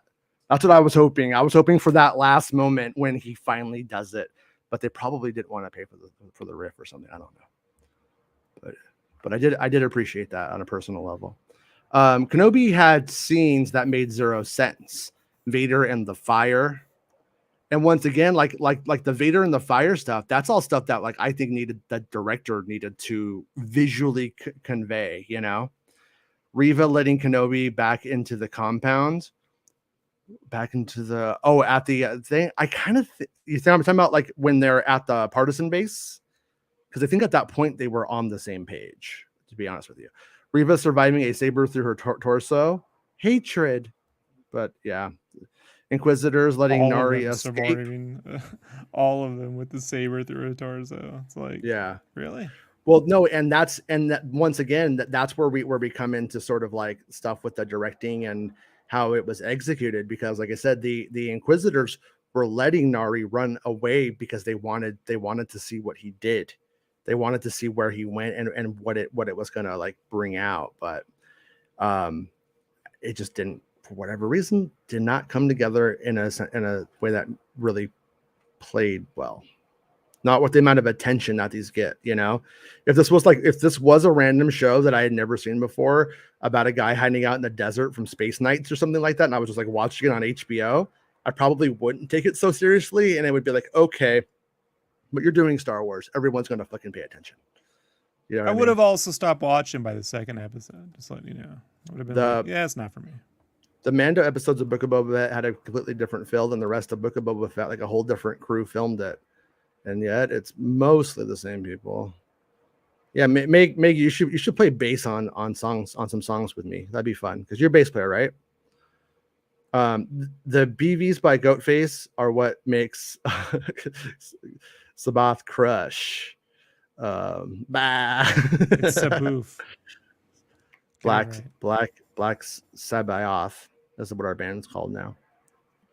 But the tube is shit. I remember I found out that they were going to be filming Rogue One in that little subway system. And I talked about some stuff about it. And I actually got a message from a crew member going, will you please not say anything? Will you please not do that to us on this, please? Because it's going to make this not work or make it very hard. And I was like, okay. So I didn't say anything. I'm nice. I'm nice when they say you're nice, you're I'm a nice. minge. You know, I'm a minge. Aria says You're a minge. it's so boring these days without a Star Wars show. D23 is going to be awesome, and it's next week. We don't do a Star Wars show here. You mean it's so boring nowadays with Star Wars shows such as this? Such as this. Yeah. What fuck the fixins didn't do it for you, Aria? Fuck the fixins. Dun dun dun. It's so boring these days without a Star Wars show. Yeah, we're not far off. I never did the update on the Bad Batch, by the way. The Australian site took that stuff down, so apparently they were wrong on the Australian site, and that shouldn't have been there. So I don't think we're gonna get Bad Batch this year. That is just my general prediction. It will come sometime next year. They're just don't want to put it out for some reason. Maybe they're making it better. Maybe it's gonna be the last season, and they decided that they need to like, you know, make the ending. Maybe there's some kind of holdup. I mean, I don't know about you, man. I've been enjoying no Star Wars show because this is like the time I don't get accused of hating Star Wars. Every time there's a Star Wars show, man. Maybe you'll like it the next one. It doesn't matter if I like it. I'm still gonna say I hate Star Wars. Like you like it because it's so un-Star Wars like. That'll be. I can predict this. This is what's gonna happen. Will says, "Hello, everyone. Jason and Darth Hero's Journey." I like Darth Hero's Journey. That should have been episode 3. It should have been, or episode 9 should have been Darth Hero's Journey. I like that. She-Hulk is incredible, though. I watched the it is fun. First one. I need to watch more. I just haven't got to it. I don't see it being your show. I don't see that at all. Yeah, I enjoyed it for what it was. I'm surprised. You know, if you watch more, I'd be shocked. But yeah, it was sort of like, you know, something to watch, but in between having nothing to watch. We're watching the first episode, and they get to the dinner scene. And I'm like, perfect strangers. And my wife looks at me. No, and she knew the fucking actor's name. It's so and so. I don't even know the dude's name. I'm like, I don't know who that is, but it's perfect strangers guy. Yeah, I was right. Did you watch Leftovers? No. So in the Leftovers, it's a series about like the rapture happens and the people who are left behind, and nobody knows if that's really what it was. Was it the rapture? And like all these cults start forming and stuff. But the funniest part about it is everybody gets raptured from the cast of Perfect Strangers except for Cousin Larry. And in the final season, Cousin Larry shows up as an agent of Satan. It's so fucking good, dude. It was so good. It was like one of my favorite things. It was something like that. That makes sense. Like a cult leader or something. I can't remember. Sure. But yeah, he was the only one who, I mean, Balky, he's gone. You know, the sisters. Of course. Cousin Larry, not so much. But yeah, and it was because good, I though. envision there's a special place in if there is a hell, there's a special place for Cousin Larry and the dad from Alf. The dad from Alf. Yeah. I don't know, Alf parties though. He's out there sucking dick, fucking freebasing and all kinds of shit. The guy fucking lived hard. I think I don't think he's alive though anymore. So that's what happens, No. I guess, when you Yeah, when you so decide he's to there now. Was it meth? Was he doing meth? I think he was doing meth. Well, he has that affect. That must be a meth affect or something. I don't know. Meth. Only Alf, once. I'm thinking of meth, and I'm with a puppet. I don't know where I'm Yeah. at. Yeah, it's that thing where he just has to pause. I mean, I guess if you did a few years on the set of Alf, you probably would need to do meth. Luz says, He "I was love Rachel's Rogue boss One." on Friends. Hey, I love Rogue One, but what are your thoughts on people who say because they don't care about the characters by the end, it sucks? Oh, you mean Jason? Isn't that what I say? That's subtle shade at you, buddy. No, Yeah. no, that's not what I said. What I always said was at the time, probably because of the marketing to some extent of like it's just a one and done, you guys, kind of thing. Is it felt like there was not anything more to say or to think about with it, and so it kind of made it. Well, it's like okay, like just put you into like what's next mode on that one. And the fact that they've gone now and are doing a series and it's not really a standalone, is it? When you get down to it, it's not. See, really there's always a true. way. You gotta take. You first you didn't like it because it was, and now you're like, now it isn't. So you didn't even get that thing you fucking wanted. Yeah. Yeah. Well, that my take was about it was the fact that nobody lived at all. I had never believed that Star Wars would be a one and done on anything that is profitable and that can be revisited. They will always do it. So, but when every single person died, I was like, wow. But I always respected that everyone died in it. You know, I always thought that was like the right answer. It's what the story wanted and needed, and so I was always like on board with it, like for that way. But my only truly my true gripe about the movie, and it's there's just no way around it because there's too much. Rogue One, I think, is already like just runs a little bit too long, and is like when Baze like touches her arm or something and goes like, "Little sister." I was like, you guys did not earn that. Sorry, but that little sister moment, not earned. Not earned. They needed to have something before then to make it like to make that stuff work. That's the only shit that I'm in the movie where I'm like, you know what, we could have lost that. You know, in the name of time. Sure, I'll give you that one. But yeah, I don't know why anybody would. In fact, I think though the characters only become more interesting as you go. So I don't lose interest as the story goes on in Rogue One. I get more into them as the story goes on. So I guess, but the movie does, you know, ultimately it does work for me. But I do think it was a mistake to kill everyone that like nothing from it could have lived on. Like I think that there might have been an answer, but that's what, you know, 5 years of forethought and stuff, you know, I think there were answers, but whatever. But yeah, I mean, I think Rogue One now though it feels healthier now that we're having the Andor series, you know. Anything new in regards to Ahsoka? Not a lot going on with the set stuff over here. I'm almost wondering if they have a new secret location for some of the Ahsoka stuff. Will says, wait, I have a great idea for a sitcom. Perfect Stranger Things. I'd watch that. The Balky Gorgon. Takes place in Chicago. People believe that the rapture is an event that will happen, and he's laughing. And the upside down, the Cubs win every year. Oh. It's the big difference. You go in there and it's not windy. No, it's not windy, and the Cubs win every year.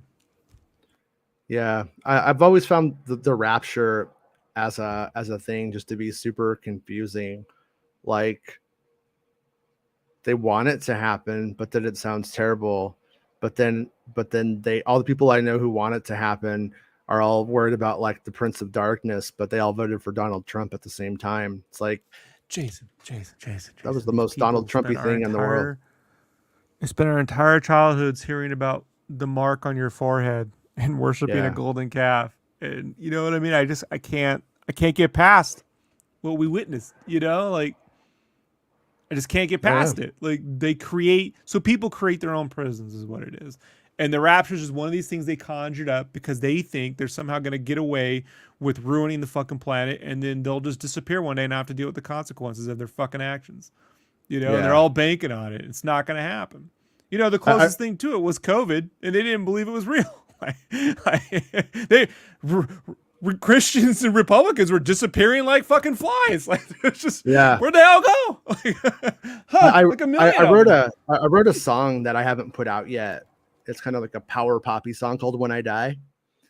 And it was about my dad's sister's husband. When I was a kid, came to my grandparents' house, and he was like a preacher, and he started pulling the Campbell's soup cans out of the cupboard to show me how the barcodes can be like divisible by 666 and like all of this like crazy shit, and how like, you know, it's here and stuff. And I was just like, I think you're crazy. Soup is good. It's like 8. And I was just like, you're a fucking lunatic. But I remember being like, these people, I know basic math. Did you let them know? It was like that whole, like, you know, it's called, they don't even know where the numeric system what originates from. You know? Yeah, it turns out they don't even use Arabic numerals. Arabic numerals and shitty canned food, you know, developed in the early 1920s, and mashing it all together to fit their fucking hodgepodge conspiracy theory. It's just wow, what a world. About fucking 5 years later, I saw him again, and he was telling me about how I needed to believe, because he went to, I want to say, the Caribbean in some ways, and he saw a black wizard, and the black wizard made an egg float in front of his head. And then I asked him I said, maybe you just fall for tricks. That's what I said to him. And I know I was right. I know it was right. Rabbit. You know, the closest thing I've seen to it, you know, a new emerge outside of outside of the political sphere, just before all this shit went down, is like these young cats, creepypasta, where they think their Nintendo 64 cartridges are haunted. You know, like it's hilarious because we're like in high school. I mean, 1985. I'm a junior in high school. I'm a senior in high school. You know, like I buy that system. It was September 30th, but it came out 3 days early. September 27th, 1996. You know, $249.99 plus fucking Mario 64. Like I watch all of that way it's developed, right? For as the Dream Team and all that shit. And they think there's ghosts and haunting their largely empty plastic shell, because this is a couple microchips, it's a little board, there's nothing in it, you know. Yeah. It feels substantial because they put the bolts and they make you think you got your money's worth, but it's hilarious, man. Like, they just invented a fucking weird, but I'm like, that's what religion is. It's just weird superstitions you've conjured up to keep yourself, you know, scared at night for some fucking reason.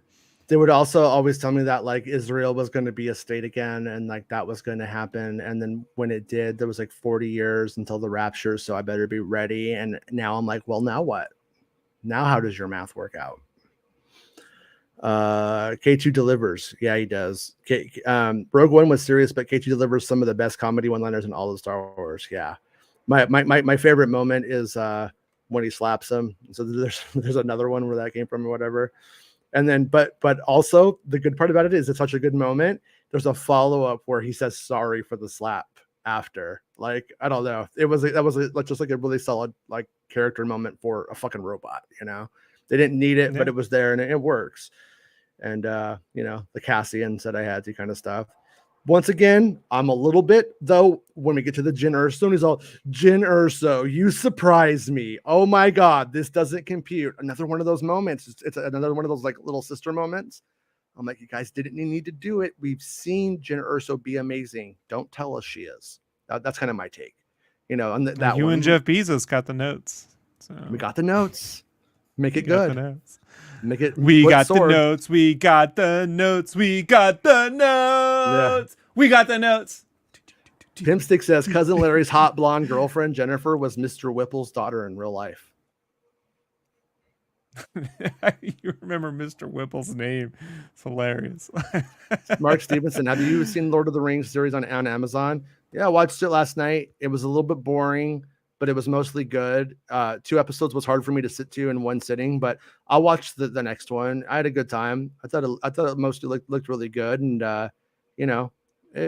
it's fun. What I was going to say earlier though is I keep wondering about how these shows are going to, almost regardless of what Willow becomes, how will these shows affect Willow or not? Does Disney Plus being the platform for Willow just mean like it's just going to do a thing, or will audiences misinterpret what Willow, because Willow has always been fantasy comedy. It's like, you know what I mean? It's like how Marvel does the comedy superhero mashup kind of thing. And that's probably the these aren't best comedies. description I've ever heard of it. It's like an MCU Lord of the Rings. Like, Yeah. because Mad Mardigan, as he exists in that film, Yeah, clearly would have fit in the MCU. Like, super easy. Mm-hmm. Yeah, it's the same kind of comedy.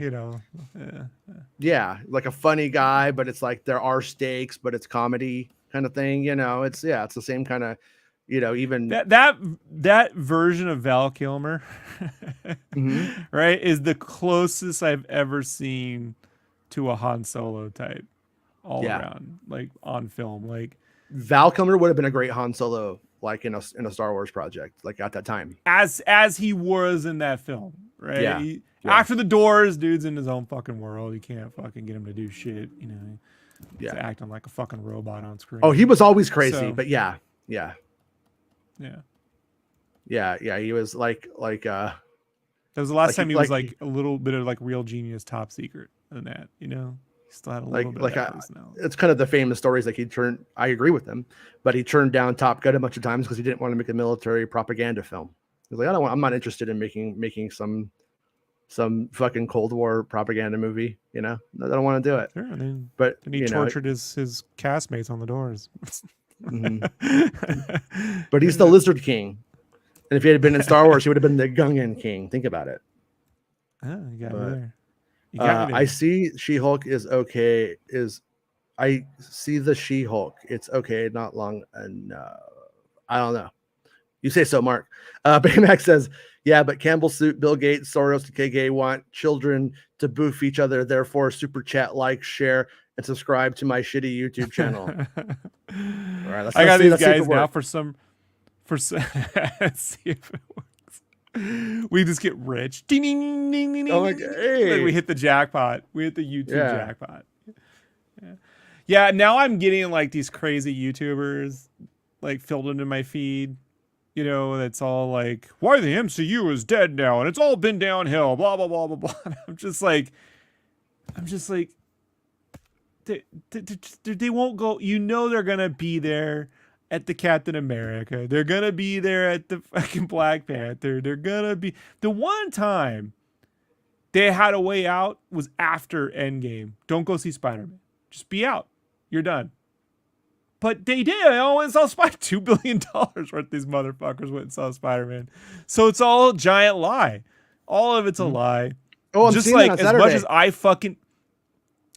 as I fucking hate Rise of Skywalker, I'm so glad I have to remember the name of it. That's how much I dislike the movie. I'm like, You just call it 9 Revenge? on the show.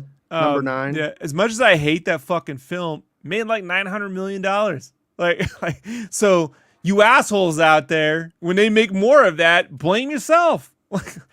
Seriously. But that's the thing about most Star Wars when people care is you have to see it for yourself. Like Right, but somebody you can don't make tell $900 million because you saw it once, Jason. Mhm. Like that is repeat viewings, man. Yeah. It is the one I repeat viewed the least, though, for what it's worth. Is Felicity Jones in Andor? Not that I know of. I don't believe so. It could happen. Season 2 would seem more likely, but Right. it depends on how deep they're going to go in with Saw Gerrera's story in this one and going forward. Because They're gonna go Saul deep. I mean, for all we know, when we get to that base with Luthen, when he goes to Saw Gerrera's base, that could be the base right after they dump Jin, right? I mean, it seems like kind of in the realm of possibility with where we're at in the timeline. I think maybe I'd have to double check all the timeline stuff. That, of course, that video we saw today didn't really lay out anything substantial because they just wanted to let like normal people know what the timeline was. But I would not be surprised if they did it, but I also don't know if they should necessarily, or would it be a better opportunity for them to tell the partisan story in a bigger way and then have young Jyn Erso be a part of that, you know what I mean, for a time, and then have him have to get rid of her or whatever. Because I also think that it is a really good story there about why does Saw Gerrera decide that everything is fair game? Like what is it specifically?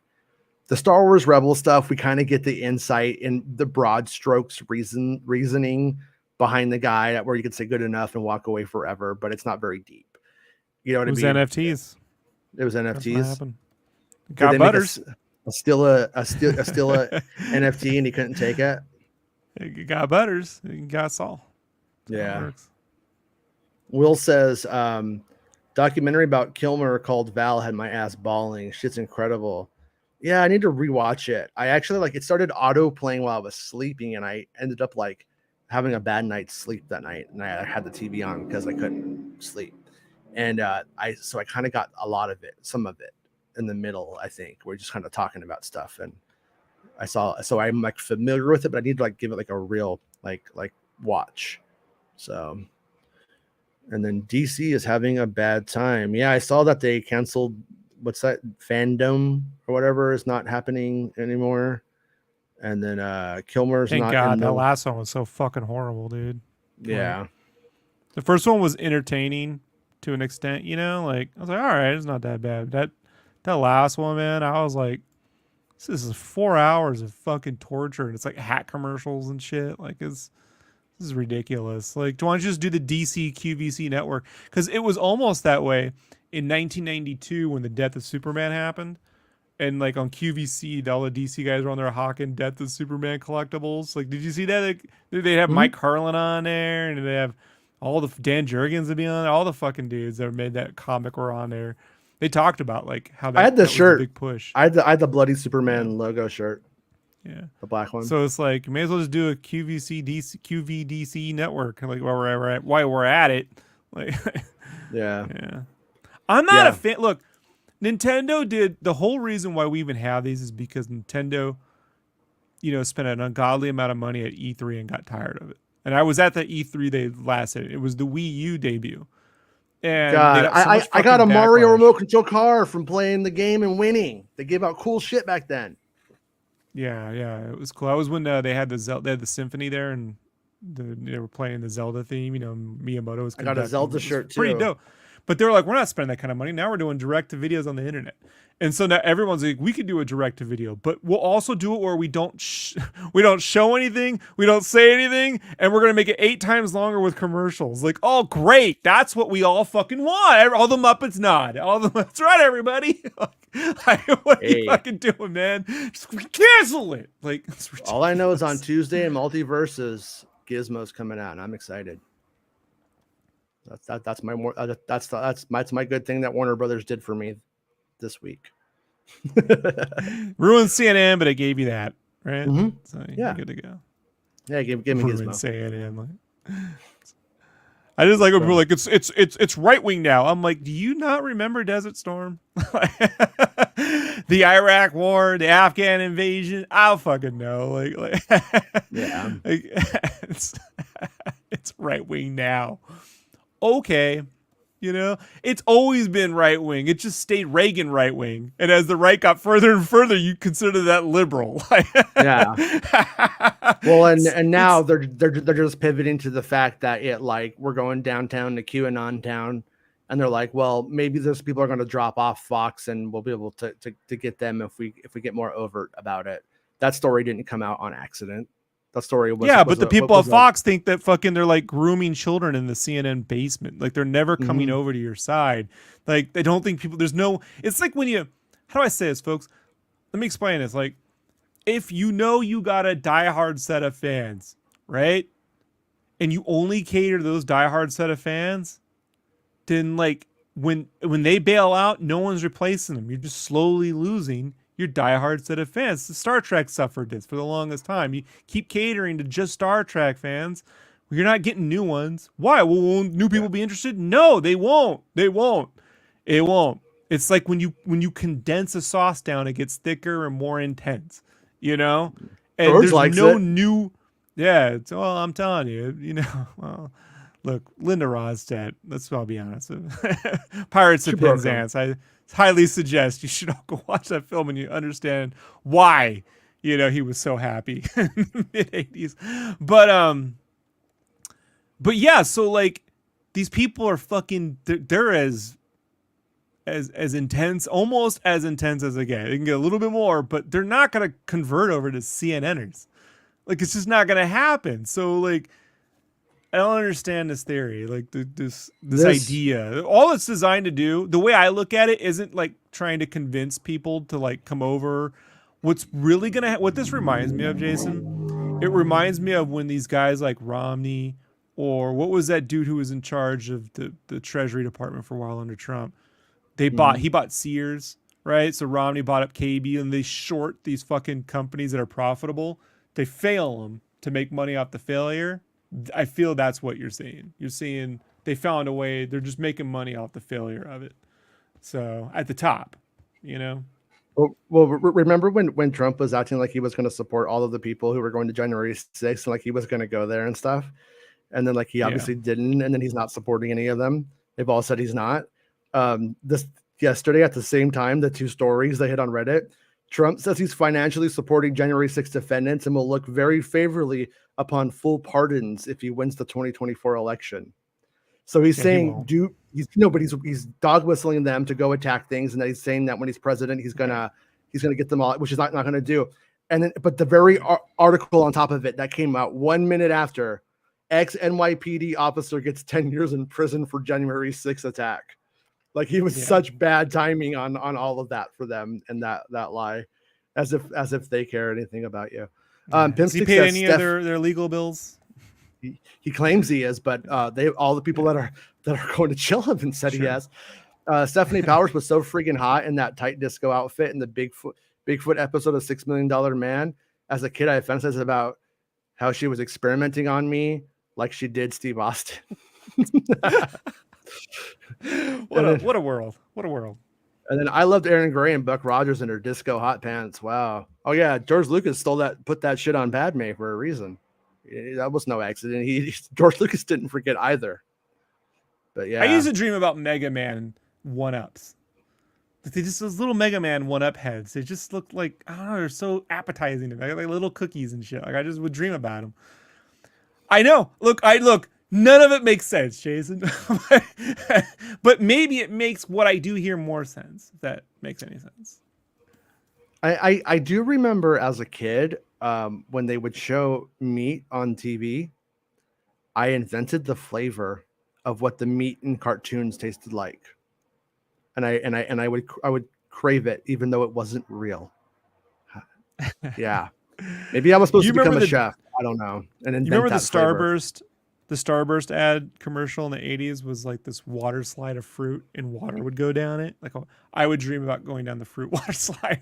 Yeah. Like, ooh, from pineapples to cherries. Remember the Bonkers commercial where like they would bite it and then like all of the stuff would come down? Bonkers and Fruit of the Loom. They were kind of like making the same ad, which was super weird. But all right, we've devolved into talking about Bonkers and Fruit of the Loom, so I think we're done.